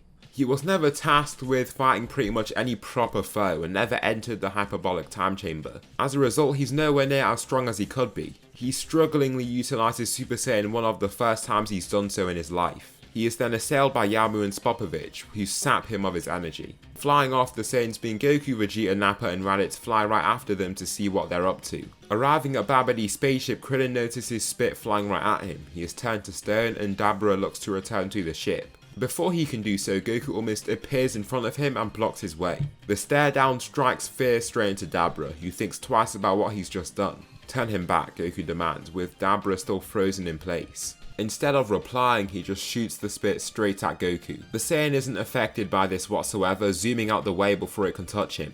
Throwing a single punch to Dabura in his base form, he leaves him gasping for air on his knees. He can barely even keep himself together, the pain is so much for him. Tell us what's in that ship, Goku says, pointing back. Dabura lifts his hand, scared for his life. He reveals everything that he knows, and Goku thanks him before entering himself. Inside this ship, they take down the foes being Yakon and Pui Pui to arrive at the final level. Here there is no Dabura, but then Vegeta's mind is taken over. After all this time being spent inferior to the other Saiyans around him, he wants to prove himself. Invigorated by the power handed to him by Babidi, Majin Vegeta is born. The arrogant Saiyan wants to take on all of his previous training partners to prove them wrong. Raditz, being the weakest out of the group, decides that he should be enough to take him down. They both are transported elsewhere and Raditz just looks at him with disdain and contempt. Why did you choose this path, Vegeta? The mighty prince, reduced to the foot soldier of some insect-like magician, Raditz calls out, looking down on him from another rock gizzard.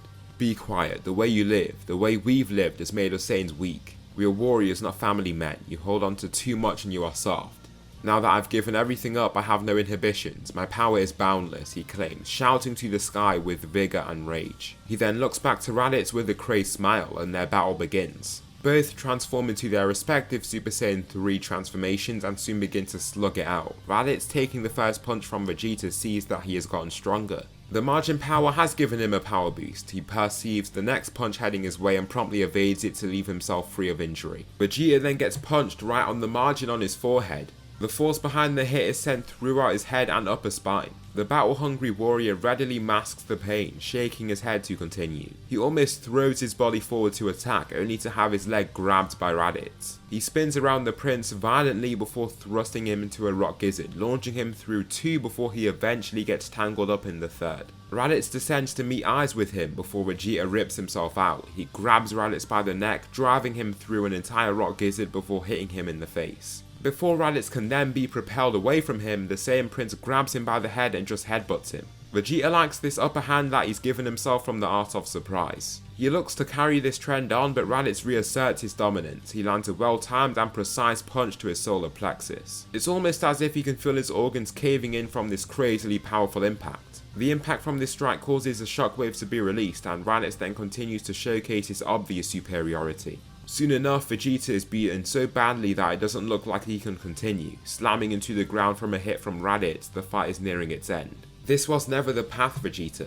You may have no inhibitions, but we can have love in our lives while still remaining warriors. Isn't that what this is all about? We fight for others, you fight for your people, those that you cherish, those dear to you, Raditz continues to explain. Vegeta doesn't reply and just continues to lay there. At this same point in time, Majin Buu has awakened. He looks quite naive and childish, but soon shows everyone the powerful, dangerous warrior that he is. His healing factor is akin to Goku's, but even better. When Goku will irreversibly die, Buu just reforms and returns to normal. Nappa ends up being the fighter to face Buu with his massive beard because of Super Saiyan 3. Destroying the likes of Buu easily, it just seems impossible to get Buu to properly disintegrate and perish. This is where Goku steps in. Entering his own Super Saiyan 3 forms, Nappa can only imagine how strong he becomes when that happens. The power he has is mental and far eclipses his own.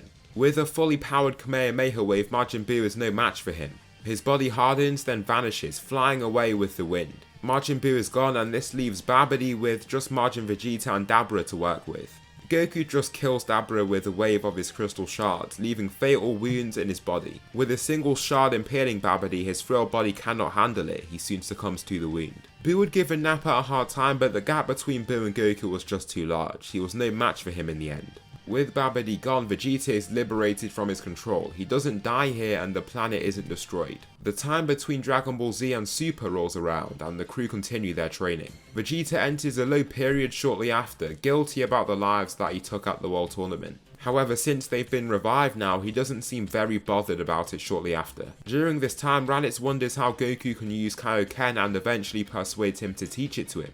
He had the hopes of combining it with Super Saiyan to form new, more powerful transformations, but soon realises that it simply isn't that easy. After eventually training up to Kaioken times 20, he is so surprised that Goku could just tank that state and battle on with ease. Super Kaioken would be a death sentence to him. He'd definitely explode trying to use it. Beerus wakes up and soon finds his way to King Kai's planet, where Raditz and Goku are training. Both are using heavy weights on their bodies and training in their base forms to get stronger. Once the god arrives, both of them are unaware of his existence. Goku isn't the most respectful fighter either, leaving King Kai terrified of what Beerus could do.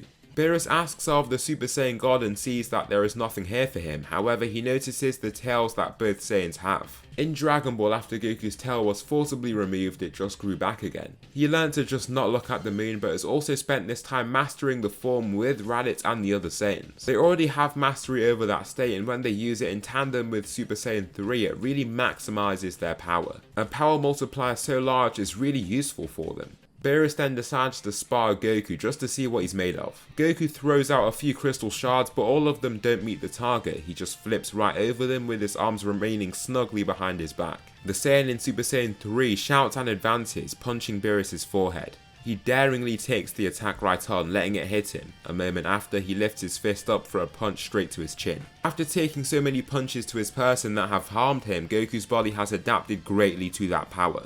After the first few years of his fighting life, he was soon unable to be killed by those strikes. This is even when he had never been killed by them in the first place. Soon after though, they became easier and easier to handle. When facing stronger opponents, they feel weaker to him. His physical attacks just do him little harm. Goku shakes this impact off and goes in to attack him again, receiving a tap to his neck in the process. At this point, his cannon self would have folded and lost, however he remains on his feet and smiles like he's still ready to battle. This makes Beerus twist his head slightly, inviting Goku to fight on. Goku continues to try and hit him with the likes of sweeping kicks and overhead punches, but none connect. The God of Destruction can just move with a certain flow and speed that he can't handle. Taking the third hit that is significantly more powerful than the first two were, Beerus expects Goku to be defeated. However, his body's durability is much greater than its strength. He drops to a knee but gets back up until Beerus finally ends up with a punch onto his abdomen, winding him.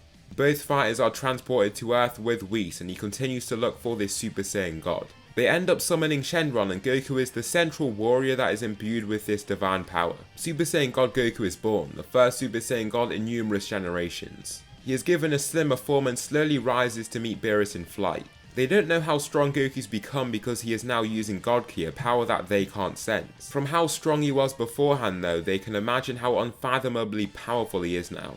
How does it feel to be a god? Beerus inquires, inspecting his new gleaming appearance. Great, I knew I couldn't beat you before, but now I just might be strong enough, Goku realizes, wrapping his tail around his waist. The two fighters engage in battle and trade blows for a time. Beerus is just letting him get a feel for this form, neither are fighting at their best. God, you're making me use a good portion of my power, Beerus reveals, whilst Goku awkwardly laughs in response. I haven't been going that hard either, to be honest, Goku announces, making Beerus infuriated. What, am I not grateful of your full power, he asks, slightly angry with his attitude. Sure you are, Goku says, before firing up his ki. His raging fire-like aura cloaks his body and he is now using 100% of his strength. Even with Goku going all out, he can't manage to take down Beerus. Both fighters end up in the upper atmosphere and Goku begins to see that his body doesn't actually need air at all.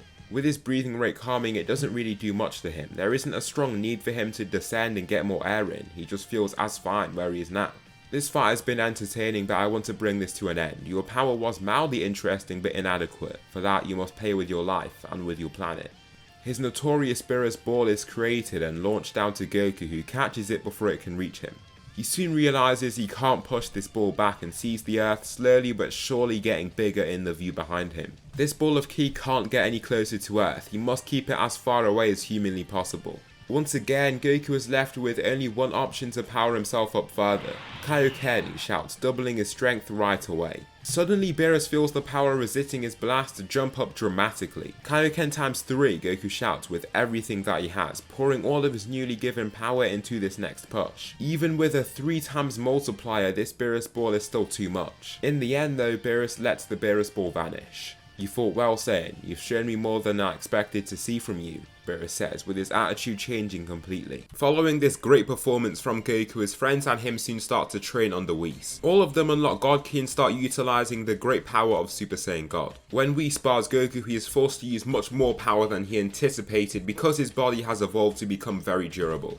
Attacks that should break him down do as little as bother him. This makes him think twice about using his body as a shield. It's given him the habit of blocking hits instead of evading them. With his healing factor and resilient body though, he can spar for hours and hours on end whilst he just grows stronger. Goku ends up sparring his friends when they use Super Saiyan God and he's just in his base form. This throws him into the deep end whilst allowing him to grow stronger more effectively. On Earth at this time, something odd happens. In the Cell saga where Perfect Cell was finally eliminated, he jolts up with his fully healed body. "What is this? I'm alive," he realizes, patting himself down. This makes no sense to him. He remembers being in Goku's Kamehameha, then feeling everything around him just getting extremely hot and white. Then his memory kind of just ends there. This has to be because of Goku's DNA. Does this mean I'm immortal? So I am the perfect creation, Cell realizes, grandiosely puffing up his chest. With a smile of pride, this smile slowly degrades into something more maniacal, more sinister. He's now here to get his revenge. Cell begins unleashing his power on the planet. He destroys cities with just a wave of his palm and cackles as he does so. His mind has not changed, he is still the evil warrior that he always has been. In these events, the fighters on Earth that can sense ki soon feel what's happening. "It's Cell, he's back," Krillin says, after meeting up with Gohan.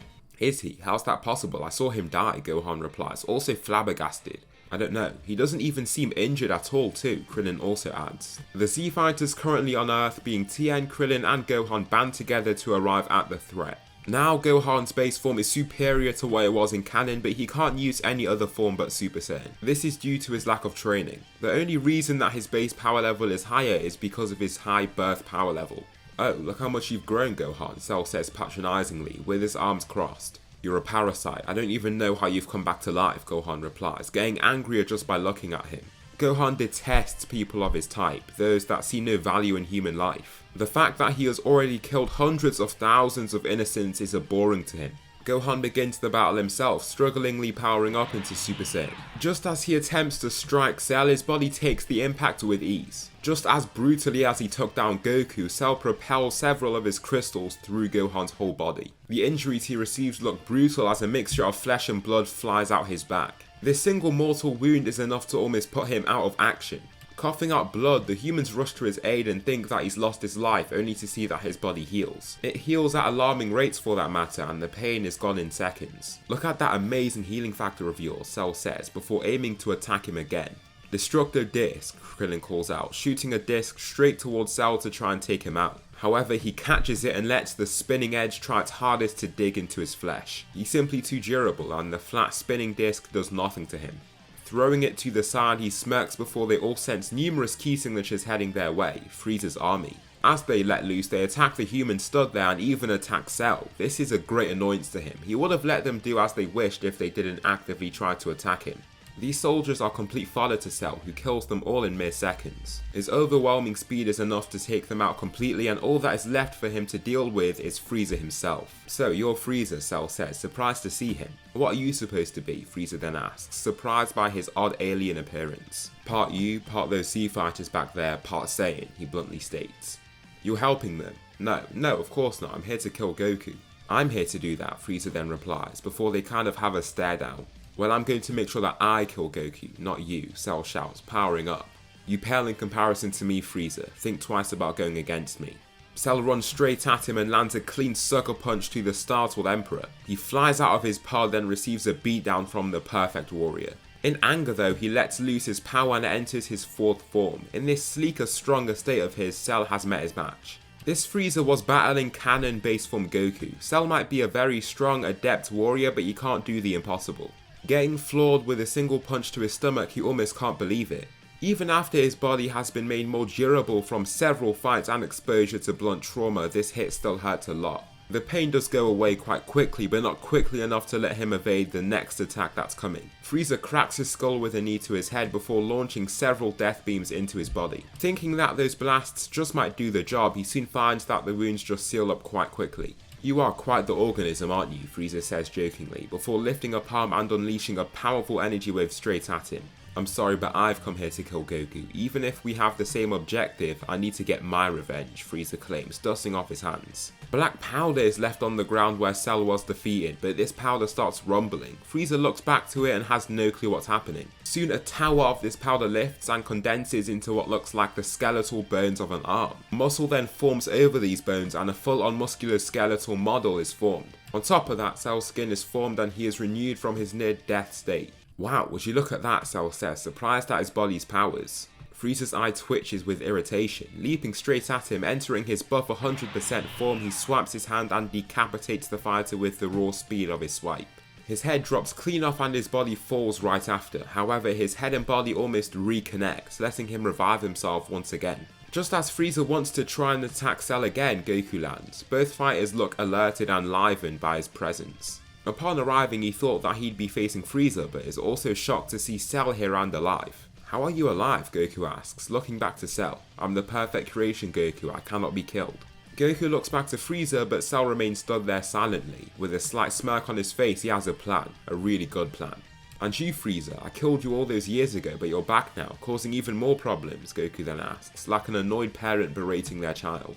"When I was weaker, yes, now you do not match my power," Frieza says, regally lifting his arms. Before he can say anything more, Cell pounces on him then begins to absorb him. Cell looks frightened by the sight and the power-up is absolutely insane here. The light from the fusion is white then turns to golden, revealing a new and improved Cell. Golden Cell. He would have thought that he had this much power hiding within him, Cell says, overjoyed with the power that he's attained. "He can absorb people like Frieza too," Raditz says, standing beside Goku. "It looks like he can," Goku replies. "Now I can properly introduce myself. As you know, I am the perfect, immortal Cell. No matter how many times you kill me, I only come back stronger and stronger. With this much power, nobody shall match me," Cell claims, before blasting off toward Goku. Sucker punching him, the fight is on right away. Feeling the strong but fading ache in his cheek, Goku is taken off guard by how powerful that incoming punch was. Even if Cell absorbed Frieza, both of them are supposed to be complete fodder to him now. How much amplification occurred in this fusion?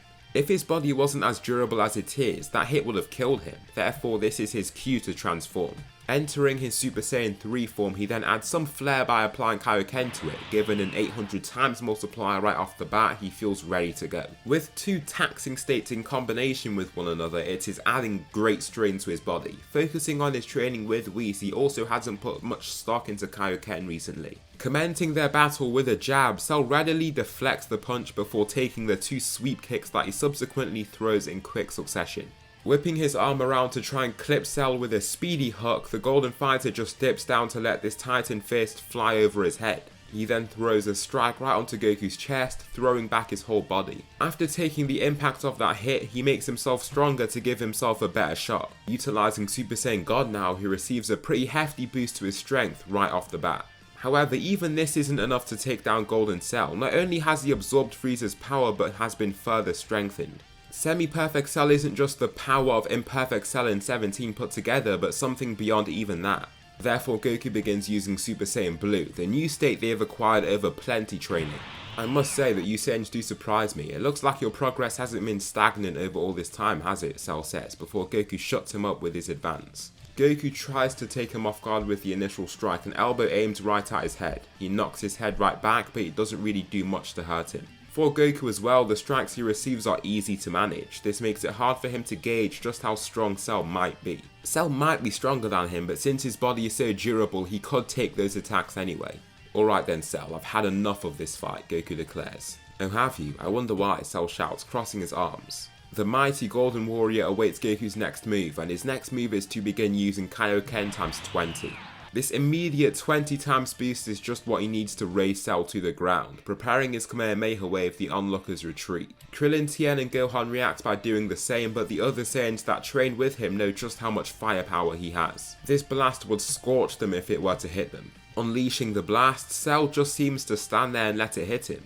Standing there, Cell's body is revealed to be bleeding and bruised, but nothing like the pile of dust that it was before. What kills me once can never kill me again, Cell shouts before Goku interrupts him. He arrives in front of him, releasing wave after wave of crystal shards. He just continues throwing them out and doesn't give Cell even a split second to think. Each crystal shard begins to shred through his body and cause a lot of damage. Soon enough, Cell's nucleus is destroyed by his incessant projectiles and what's left of him cannot regenerate. A pile of blood-covered mush, it looks like the job is done. Maybe that'll do it, Goku realizes, seeing nothing special happening with his body. He managed to damage Cell's body faster than it could heal, leading it to this irreversible state of death. Finishing off with an energy blast being launched right at the remains, it seems like the job is done. The fighters rather tentatively leave the area and hope that that's the end of Cell, for now at least.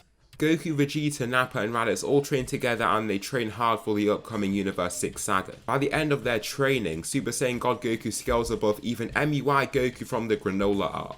He's grown so strong now that it's mental, with a far more durable body and his special healing factor, energy absorption and passive evolution, he just grows and grows. After spending his whole life training and fighting, his body now passively grows stronger. The process isn't very fast, but he can get twice as strong in a few years' time even if he's just sitting around. This makes the gap between him and his friends only enlarge. Even with just the likes of Goku to start off the fight, he defeats every foe that he faces. After receiving the poison from Frost, his body just learned to handle the poison to the point where he could defeat him. It's not like he became totally immune to the poison in seconds, but he learned to tolerate it over time. Any punch that lands on him he can take, any energy blast is just absorbed by him, he just seems unbeatable. As for the future Trunks arc, he arrives in the future timeline but by a thread. Goku Black has the body of one of the greatest specimens in the multiverse. The perks his body has makes him practically unbeatable. Arriving in the future, there is a massive hole in his torso and he collapses upon arrival. He is in a much worse state compared to before and looks panicked as he awakes. Goku is the first word that he shouts before throwing Bulma to the side. Screaming whilst coughing blood, he looks around while in shock before passing out from the massive wound in his stomach. After this, Bulma takes him in to heal him and in this time the Saiyans arrive. Everyone is very confused by what's happened here since he was basically acting like a psycho. Upon waking up this second time, he acts in a similar way. Grabbing Goku, he shouts at the top of his lungs and enters his Super Saiyan 2 state. Blowing away the gurney he was just being healed on, everyone is alerted. "It's you," he shouts before calming. "Wait Goku, I'm so sorry," he says before falling back and nearly reaching tears. "Just calm down, tell me what's happened to you," Goku says. After explaining to them what's happened, everyone is horrified.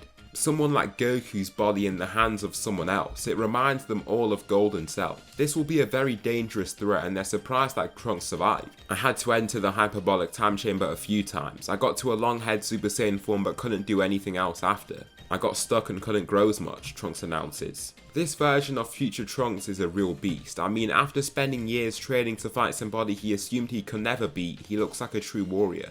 Like future Gohan, there's a scar down his face and his body is very muscular. Just as the group look to reach the future, something odd occurs. They all sense a powerful key and know just who it's coming from: Cell. "I'm back again," Cell realizes, leaping back up to his feet. This is getting annoying now. He doesn't even want to kill Goku anymore if this happens. If he has this power from Goku, wouldn't the same thing just happen to him if he happened to defeat Goku? "We might just have another asset to our team," Goku says, mischievously smiling. The others give him death stares, trying to persuade him not to do what they think he will. After taking their thoughts into consideration, Goku is still convinced. Before Cell can even go anywhere, Goku lands in front of him. "You," Cell shouts. He looks hostile, but Goku then gives him a proposition. A chance for him to kill another version of him. Cell is spooked by this offer but takes him up on it anyway. After this, he sees that he's immortal and could just end up living forever. Goku is most likely immortal as well. What's the use in constantly fighting him if they just resurrect when they lose? Killing Goku again, even if it is some random incarnation of him, sounds exciting. The newly formed group of fighters arrive at the past, with Golden Cell taking on Goku Black first. This person really is Goku, how spooky, he realizes, looking at the floating warrior more intently. "Who are you supposed to be?" Goku Black asks, teeming with confidence. After beating up fighters like future Trunks repeatedly, his ego has grown to insane levels. In his eyes, he truly is a god. With a divine soul and an unbreakable body, he is the ultimate being. Another being with an identical mentality is Cell, two egocentric, immortal powerhouses staring each other down. A perfect being, made specifically to destroy that body that you have in fact, Cell says, pointing at him. That will be impossible, Goku Black affirms, not even thinking twice about saying that. Will it? Will it really? Cell asks, before speed blitzing him. Even if he is occupying the body of Goku, his mind hasn't become totally synchronized with it. He isn't aware of all of his abilities and how far he can really take himself. Cell punches Goku Black through an entire building, reducing it to nothing but rubble. As he advances, the fallen warrior attempts to keep him away with the use of an energy blast. However, using his razor-sharp reflexes, he tries to catch the blast only to feel that he can absorb it. It's sucked into his body and he looks down to his palm with surprise. Wow, he whispers, before getting back into his battle mind. Goku Black is brutally beat down, sent through buildings and just bullied really. Wildly throwing all his weight behind a strike, Cell evades and relentlessly wallops him. Shattering his ribs with a hit onto the center of his chest, Goku Black just collapses. You have his body, but it's like you don't even know what you're doing. What a weakling, Cell announces, lifting his hand to blast him. Before he can though, Cell sees a spear-like projectile land on his body. It looks on trajectory to pierce him, but his body is simply too strong. It kind of just bounces off, leaving not even a graze on him. Zamasu grabs Goku Black and retreats, and his body begins to heal itself. His divine power and the accelerated healing factor of this body makes him heal much faster. He can feel his mind growing more connected to his body in addition, and he then enters his own Super Saiyan Rose state. Using this form of Goku's body from after the Universe 6 training, Cell will be in for a lot. Goku Black drops down, grabs him and throws him into what resembles a multi-story car park beside them. Kicking him up into some of the upper floors, the Golden Fighter harshly lands on the dark concrete floor, grunting in pain. Before he can lift and dish out any attacks of his own, the intense assault continues. He just repeatedly gets hit and he ends up in terrible condition. Covered in his own blood and near the edge of this car park, Goku Black begins using his key scythe that uses a bony crystal protrusion as its base, so it's no longer cloaking just his hand. Swiping this shard that is imbued with the power of his ki, he slices Cell into many small pieces. One form of damage that Cell and Goku's bodies aren't as resilient to is cutting damage. When cutting up Cell into tiny fragments, he just continues slicing until he is left in many small pieces. Seeing this horrifying sight, Goku steps in to chip in and help. To be honest, they know that he's going to come back anyway, but they still have a warrior to fight. Goku roars, charging his ki as he enters Super Saiyan Blue. Goku roars, charging his ki as he enters Super Saiyan Blue. His aura cracks the tarmac ground that he stood on, and his hair continues to flow wildly. The true power of Goku is unleashed. The power that Goku Black still struggles to harness. Goku aims lower for his initial punch in the form of a right hand straight to his solar plexus. The pink-haired Saiyan reveals his scythe, throwing the crystal-like rod straight at his head. All that his glowing pink aura touches though is his flowing blue hair. Given this chance, Goku then throws several crystals straight at his neck. He knows his body. Ordinary punches won't do much, but if he can resort to cutting damage, he could win. Goku Black now knows of his ability to absorb energies though, therefore he can't rely on energy-based attacks. As the rod comes flying at Goku, he grabs it and just sucks the energy right out of it. Flowing into his hand, the aura soon vanishes and then he starts reaching further. It turns out that he can not only absorb the energy from energy-based attacks, he can absorb the energy from people directly. Goku Black can feel this, then wants to pull back, but can then feel his power being sucked right from him. It's almost a suffocating feeling, but he eventually pulls back.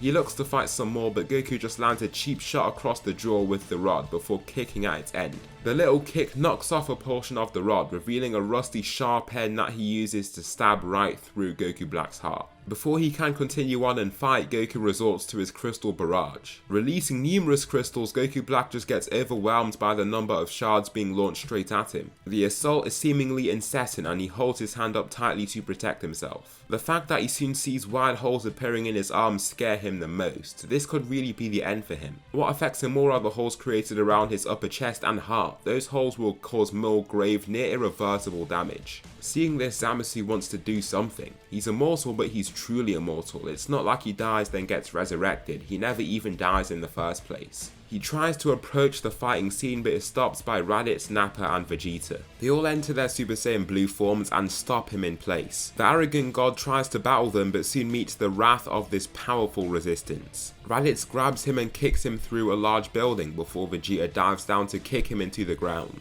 To finish off, Nappa just adds insult to injury with some ground and pound, using his weight to deliver more powerful shots. It's safe to say that Zamasu isn't going to get out of this situation very easily. Goku then uses one of his burning crystal shards along with another to just swipe at Goku Black endlessly. Similar to how he destroyed Golden Cell, he is reduced to small fragments by the much stronger Goku. After so long, he's been growing stronger whilst Goku Black has just been bullying the weak. Additionally, his body is just growing stronger as he fights and lives, evolving himself toward the art of battle. With Goku Black's mind not fully synchronized with his body, he also can't harness the full ability of his body either. The fight is over, Goku Black is no more. With Zamasu kept down by Vegeta's key handcuffs that he used in the canon Buu saga, he cannot move. He can't die, but he also can't move. Utilizing Zeno here, Zamasu is no more and future Trunks' universe has been saved. They also get rid of Goku Black. They assume that Golden Cell's immortality hails from Goku and Goku Black has Goku's body. They do not want Goku Black to come back in the future timeline and cause future Trunks even more problems. This has given Goku great insight into his power. With his great durability come great weaknesses as well. The stimuli that his body hasn't grown accustomed to makes it so that he isn't immune to everything.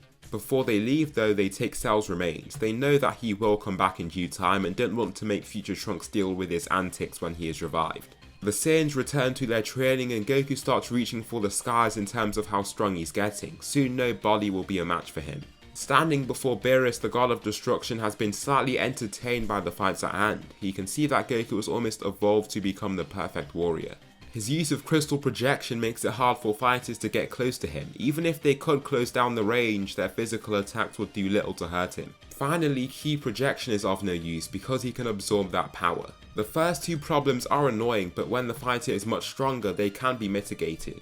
Beerus stands before Goku with his arms crossed. After so much training under Whis and with a much stronger body, Goku can now use the power of Ultra Instinct.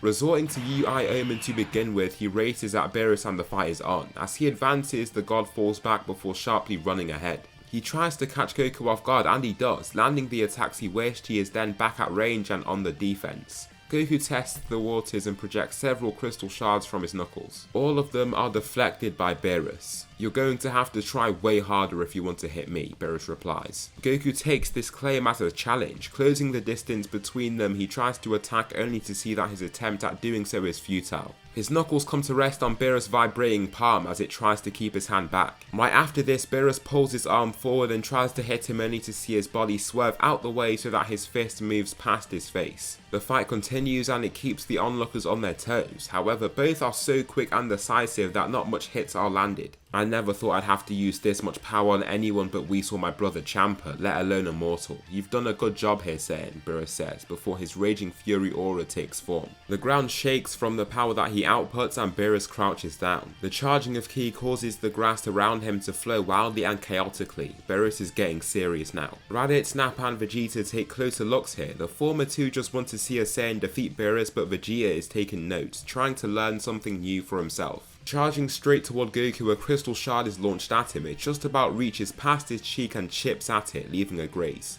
Beerus' eyes are focused on him though, not this random shard. He then lets loose, even surprising Goku with how strong he's become. His attacks no longer just feel painless, but have some serious weight to them. Startling Goku and catching him off guard, he manages to use an up-close blast before he can absorb it with his hands. This throws him back and launches him across the ground. Beerus' ki blasts are very destructive and this can be seen in Goku's physical state after this. He slowly raises and the wounds fade, but he now knows just how strong Beerus is now.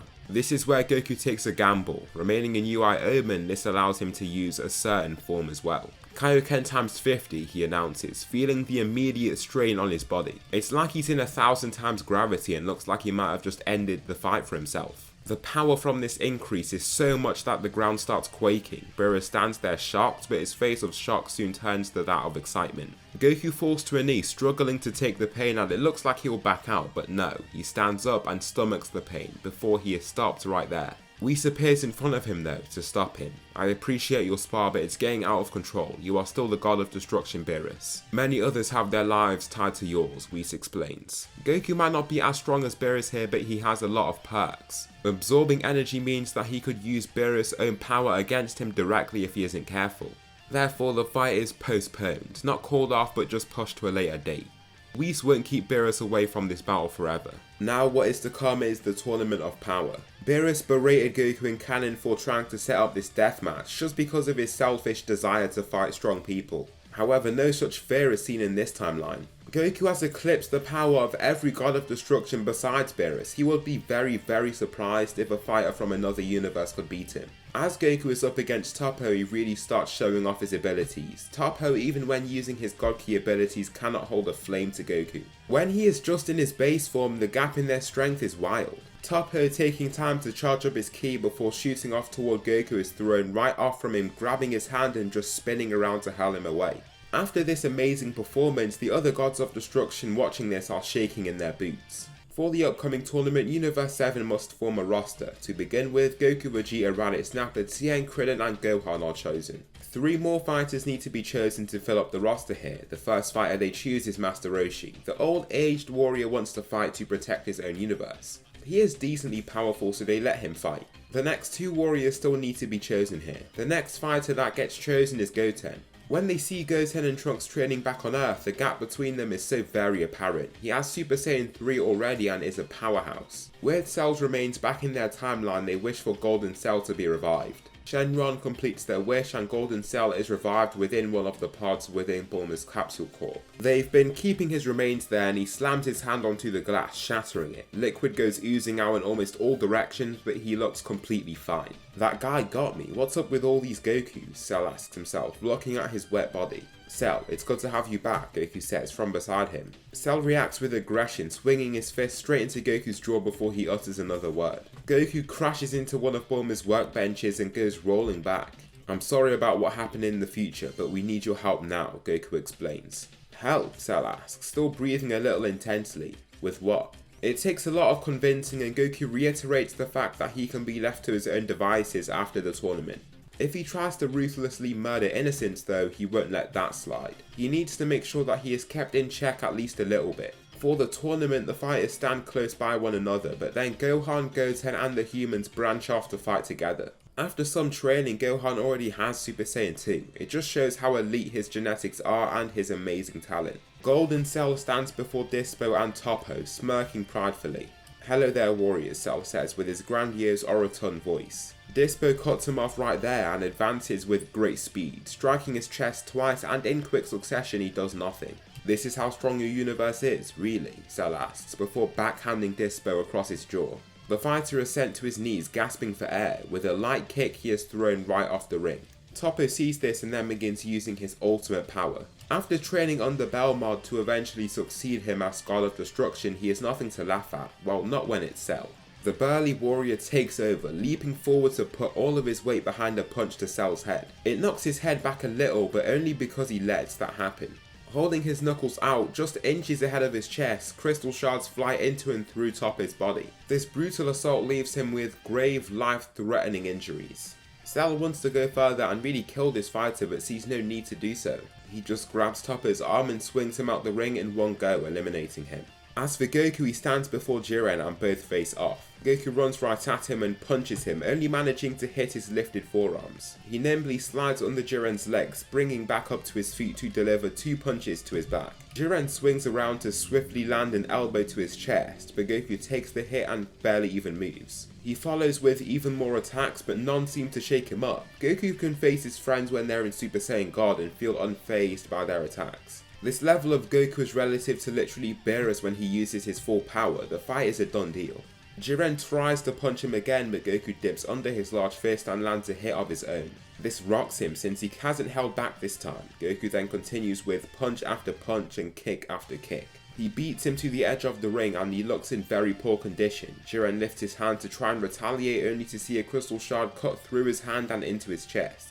He rips the long shard out, which causes volumes of blood to pour out these wounds. I'm sorry Jiren, you are a strong warrior and I commend you for that, but I have to save my own universe, Goku says, jump kicking Jiren right off the ring. Landing, reflexively entering a fighting stance, the fight is pretty much over. For everyone else on the ring, the battle's pretty much won. The other foes are easily defeated by the numerous talents of Universe 7. Raditz just dusts off his hands, standing by Nappa and Vegeta as they help take down Kefla. There we are, these universes were nothing to us, Raditz claims, powering out of Super Saiyan 3. We have Kakarot to thank for that, Nappa says, looking to the fire that helped them reach this level. After the Tournament of Power, what comes along is the emergence of Broly. When they're heading back, Goku is just meditating and finds he can sense ki much more easily. He can pick up signatures of life forms from planets very far away from where they currently are. With his body passively evolving him to be better at the things he does a lot, this control of ki is also passively improving.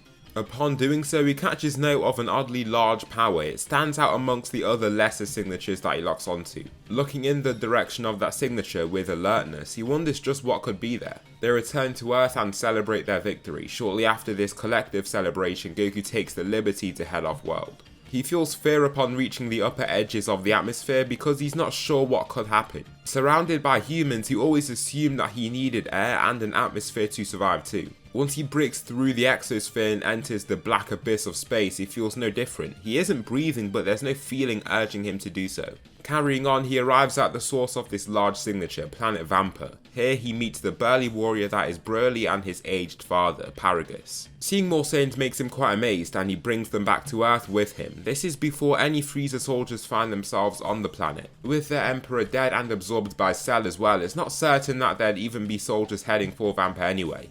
Upon arriving, the other Saiyans are simultaneously shocked and gleeful to see another Saiyan. After thinking they were all that's left of him, it's certainly refreshing to see that others managed to survive the tyranny of Frieza. One thing they do notice is that for someone who's basically just had to survive their whole life, Broly is very strong. Just the signature that he possesses standing around is magnificent. They can see that he's teeming with potential. Sparring Broly, Vegeta fights him first and their fight is similar to how it went in canon. Paragus doesn't want to see his son lose to someone like the Prince and urges him to carry on and fight. This leads him to properly fight and Vegeta ends up using his Super Saiyan God form to take down an Ikari Broly. Paragus looks more wary of the fight once they see that he's lost control, but Goku has no worries. He is much stronger than both Vegeta and Broly are at this moment and so sees no pressure. If Broly starts to look more threatening, he'll happily step in to settle things down. The fighter that succeeds Vegeta in this fight is not Goku but Raditz. He is stronger and starts off with Super Saiyan God.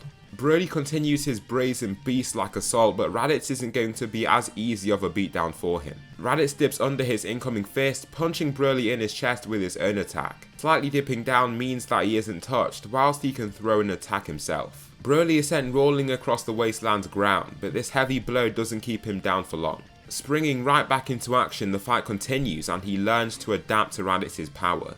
He inexorably grows in power until he can no longer be contained with just Super Saiyan God. Raditz leaps up to try and attack him but is grabbed by the neck before he can reach close enough. Slamming into the floor, he starts suffocating. The force down on his neck is too great and shuts his airways completely. Therefore, he powers up into his Super Saiyan Blue form, easily pulling off the mammoth hand wrapped over his neck. He almost dives into Broly's gut, knocking the wind out of him. Even with his more warrior-like furious mind, the attack cripples him. Upon landing on one of his knees, the thud that can be felt at Raditz's feet. He then gains dominance once again with his 50 times multiplier, but Broly keeps growing.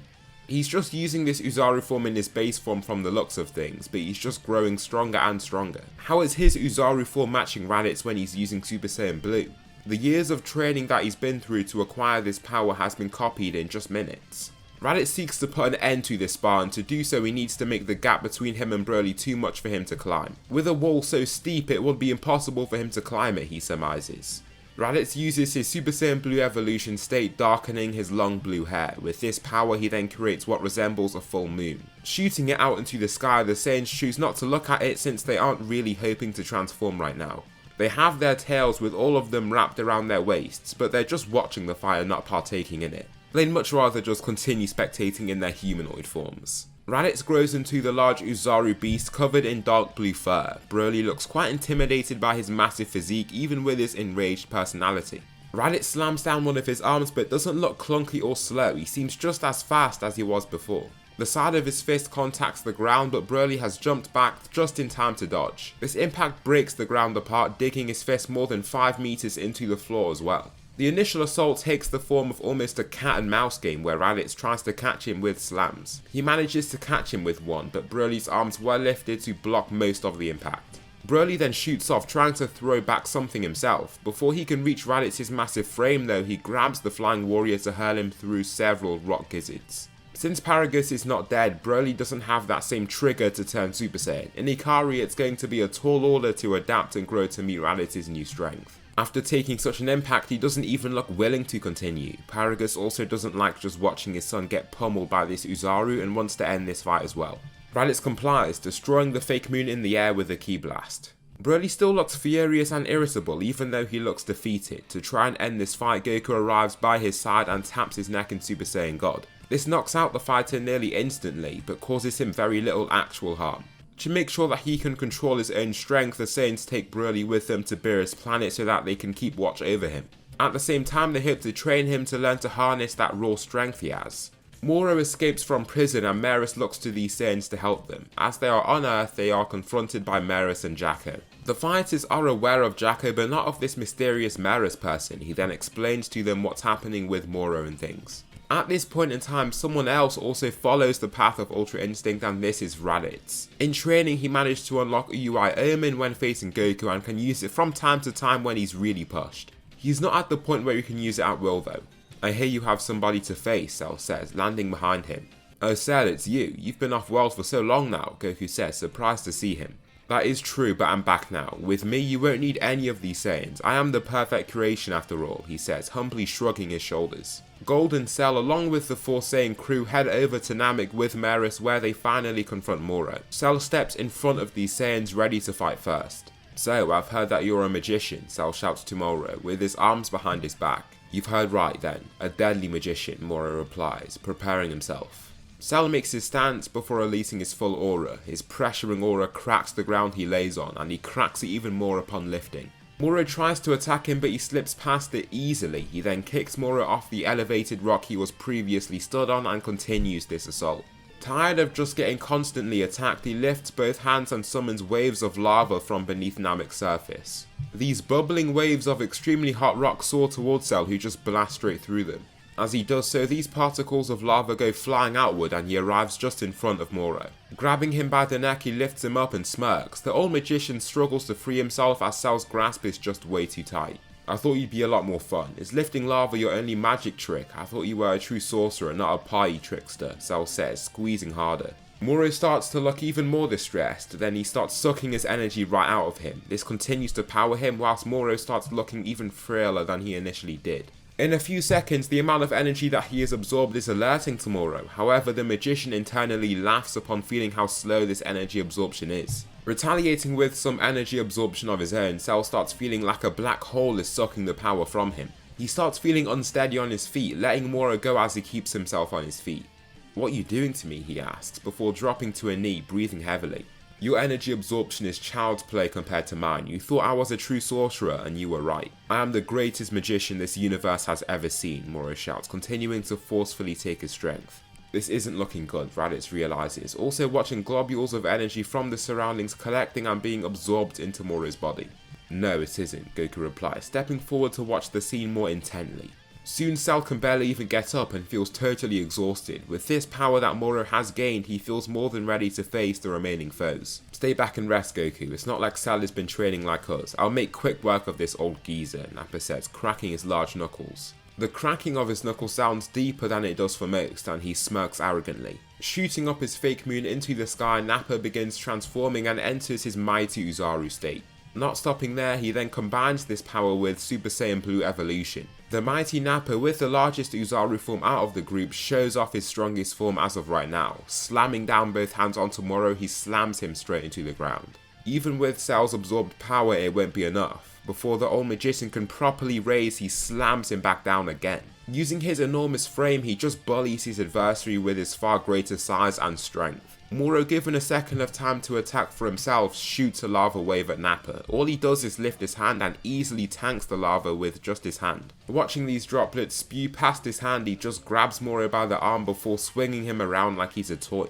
He just performs numerous overhead swings, repeated slams, and breaks almost every bone in his body. One thing that sets Nappa apart from people like Raditz and Goku is his brutality. Nappa hasn't really lost this same brazenness that Vegeta has. It's what allows him to utilize his power properly when he battles. Landing his final slam, Moro is on his last thread and on the verge of death. He doesn't move a muscle and can't even fight back anymore. As this happens, Maris places his knocked out, destroyed body in the confines of a special trapping substance. With Moro unconscious, he can't try and break free, and this allows them to bring him back to his prison. "Thanks for your help today, Saiyans. We couldn't have done this without you," Maris replies, more than grateful. On this note, the Saiyans depart, heading back to their training. Before they leave Cell behind, he states that he wants to try out their training for some time. He says that he wants to show them how easy it will be for him to surpass all of them, but Goku laughs at this claim. He knows he's the strongest, and it will be very hard for him to be dethroned. During this time, Nappa and Vegeta have fallen under Beerus' wing to harness the power of destruction. Nappa has a wild style of fighting that works quite well with the ethos of destruction. Vegeta also just isn't very compatible with Ultra Instinct and finds Beerus' powers more endearing. This gives them both his special earring after they've gone through sufficient training. Raditz and Goku both have Ultra Instinct, now being the two strongest out of this crew. Raditz and Nappa have the same base form, but his MUI puts the former quite a bit ahead. Granolah, ready to get revenge on the Saiyans for slaughtering his people, wishes to become the strongest fighter in the universe. Upon doing this, he is granted several key abilities. The main feature that he captures for himself is energy absorption, hailing from Goku. However, he doesn't have anything like a healing factor or adaptation. Once the Heaters convince the Saiyans and Cell that there is a foe that they must defeat, they head there. Cell isn't bothered about this evil being, he just wants to fight strong people. He's similar to Goku, but actually has very little sense of morality. The fact that Goku, who's such a strong fighter, is the main reason he is kept in check. Scanning the surroundings, the group see nothing in particular. Goku gets hit in the back of his neck by a random energy blast, causing Raditz to begin using Ultra Instinct. He is using the technique, not the transformation, so he's still in his base form, he's just incorporating a part of the Ultra Instinct power into his base. Another one comes, but Raditz evades with his eyes closed, letting the blast brush past him.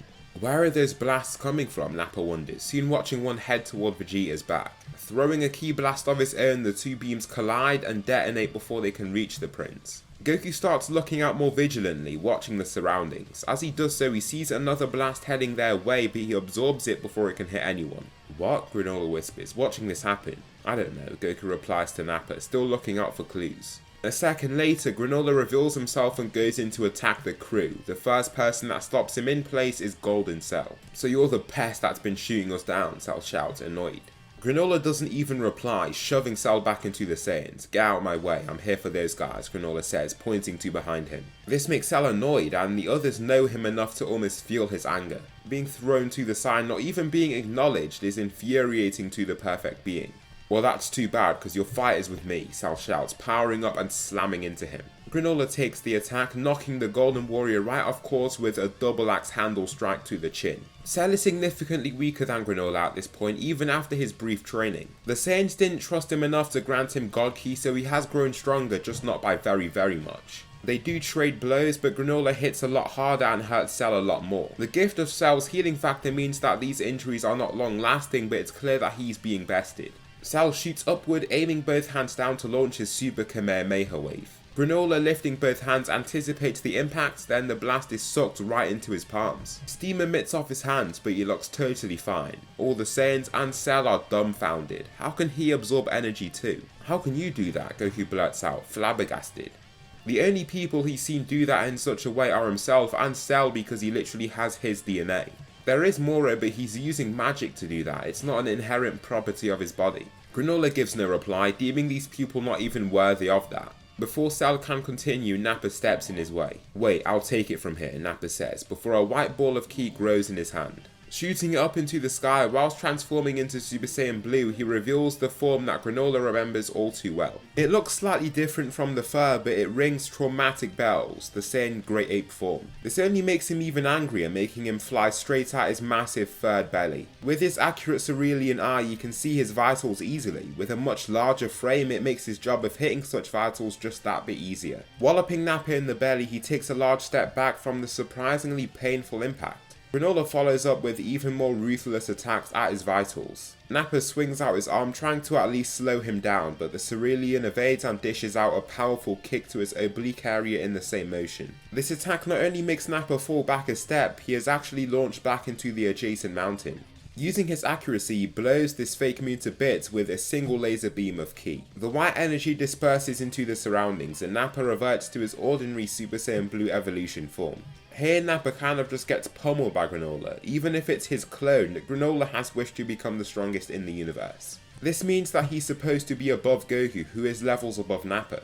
With streams of blood down his face, he is slammed into the ground and left down and out of action. After seeing this happen, Goku wants to step in. Descending down to try and do so, he sees movement from the fallen brute. It's not over yet. Nappa stands with a maniacal smile on his face. "I finally get it now," he calls out randomly, making Granolah slightly puzzled. He doesn't even know what to reply to that before Nappa's aura takes form. "I have to let go. I have to let go of everything," Nappa roars, before feeling a new power coursing through him.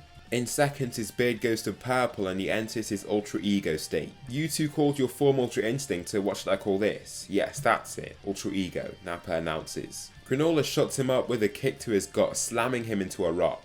He doesn't move and Granolah thinks that he's done here, but Nappa springs out with an even larger smile on his face. He retaliates with an explosive punch to the cerulean straw, surprising the spectators with his speed. Even with so much mass on his frame, he moves with as much swiftness and grace as the wind. Shooting Granolah into the side of a hill, he hurls forward a rock and turns it into nothing but energy. The entire scene lights up and Nappa continues grabbing loose rocks and detonating them. He just continues hoping that Granolah succumbs to his injuries in the main splash zone. Much to his dismay though, Granolah is revealed with almost no injuries. His arms are held up and don't even look bruised. A smirk grows over his face, then he shoots several death beam-like blasts at Nappa's vitals. Each attack cripples him, but he remains resilient. Trying his hardest to raise, the pain he feels in his bleeding legs keeps him down. However, he feels himself getting stronger. He feels more explosive than he did before, even when looking through the veiling mask of pain. He continues the battle again and feels stronger. He clips Granolah with a punch to his jaw, but the growth in power is not enough. He is simply thrown to the wayside and his foe looks to face the others that he still can.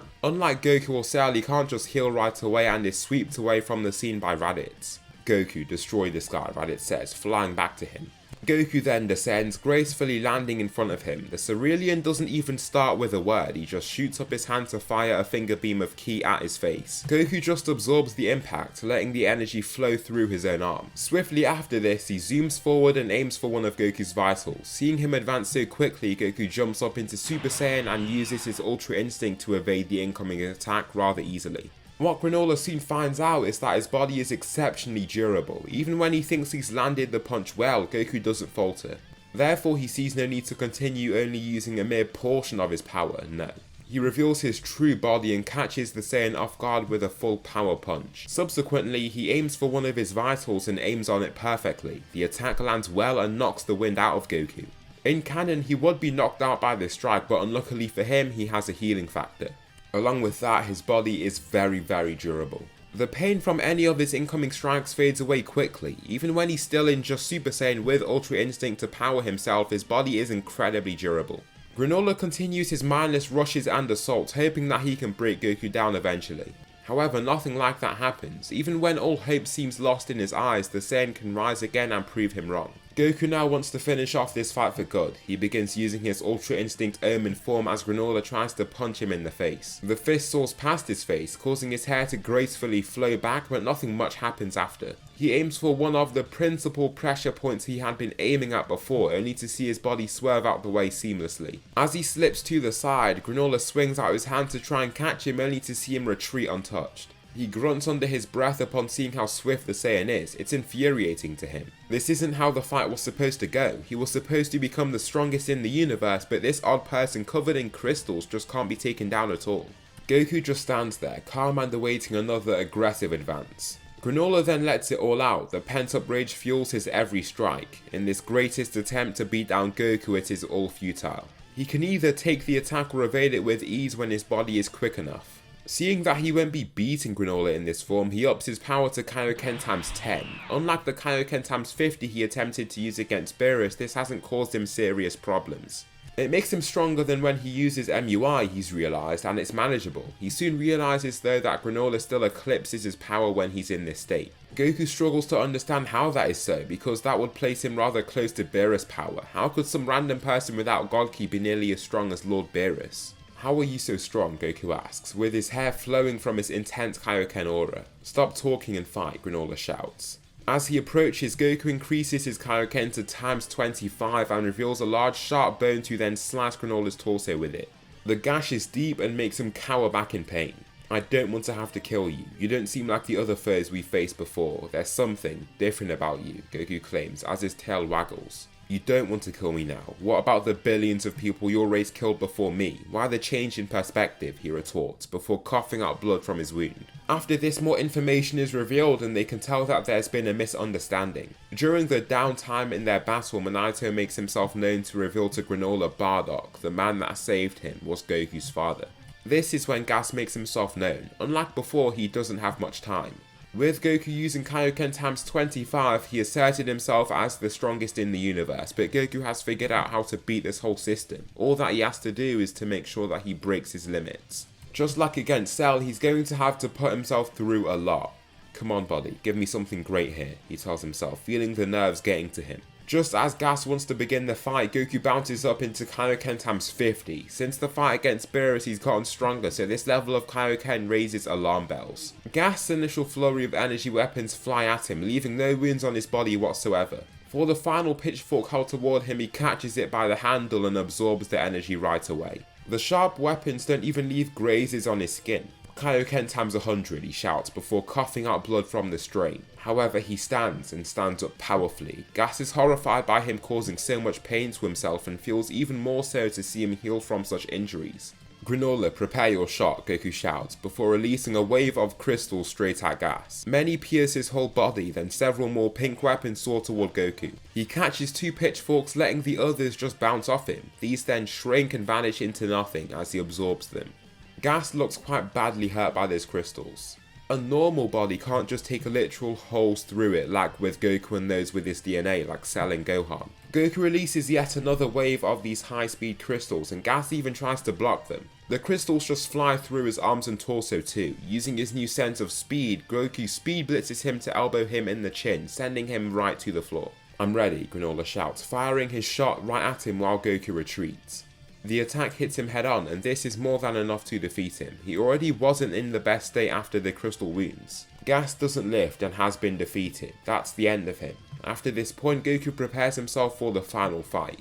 You ready, Goku? Beerus says with his arms behind his back. Of course, Goku says, making his own stance. That's good to hear, Beerus says, as his Fury Aura takes form. They are protected by a large energy shield that Whis has erected, with the Saiyans watching with their hands literally on the barrier. This is going to be the best fight the universe has ever seen. Beerus shouts, showing Goku a battle instinct from him he has never seen before. A vein pops up on his forehead and his tail waggles wildly in his aura. Lifting off with power, he catches Goku off guard with the strike on him in his base form. He harshly slams into the green energy shield, causing a glowing wave of light to pulse over it. Goku lifts but opens his eyes to reveal their new silver hue.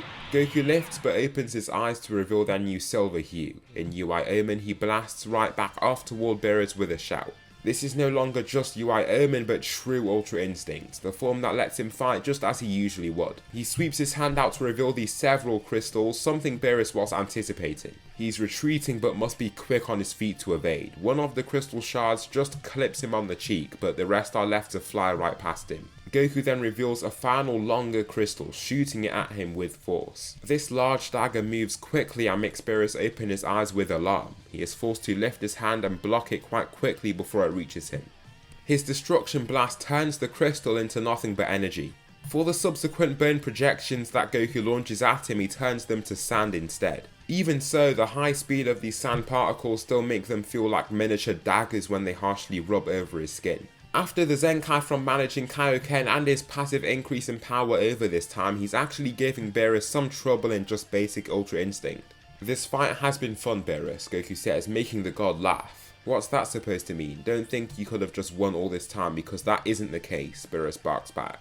Is it not? Goku asks, before utilizing Kaioken times 50. This power even brings Whis to greater attention.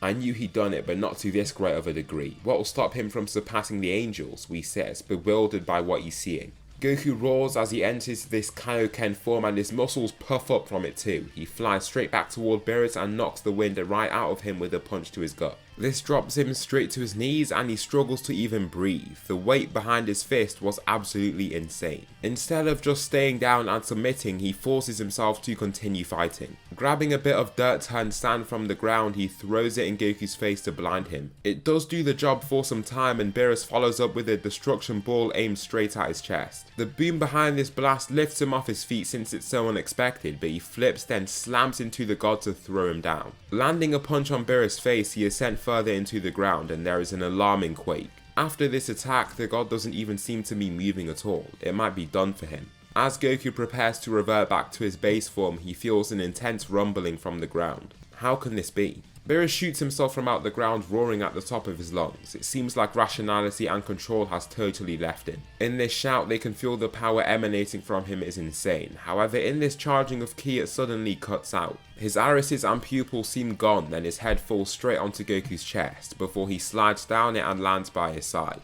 Whis steps in right at the same second and Goku has been handed the win. Goku has triumphed above the greatest god of destruction. I must say, Goku, I knew you had potential, but I didn't think you'd be this strong, Whis says. Thanks, it means a lot, Goku says. You did great out there, Kakarot. Continue to bring honor to our Saiyan name, Raditz says, fist bumping his brother. At the end of this day, Goku rests, knowing full well he is the strongest mortal warrior in the entire multiverse. So that will conclude what if Goku had Doomsday's powers. Please tell me something you liked about this series or something that I should improve on for the next one. Thanks so much for watching and I'll see you in the next video.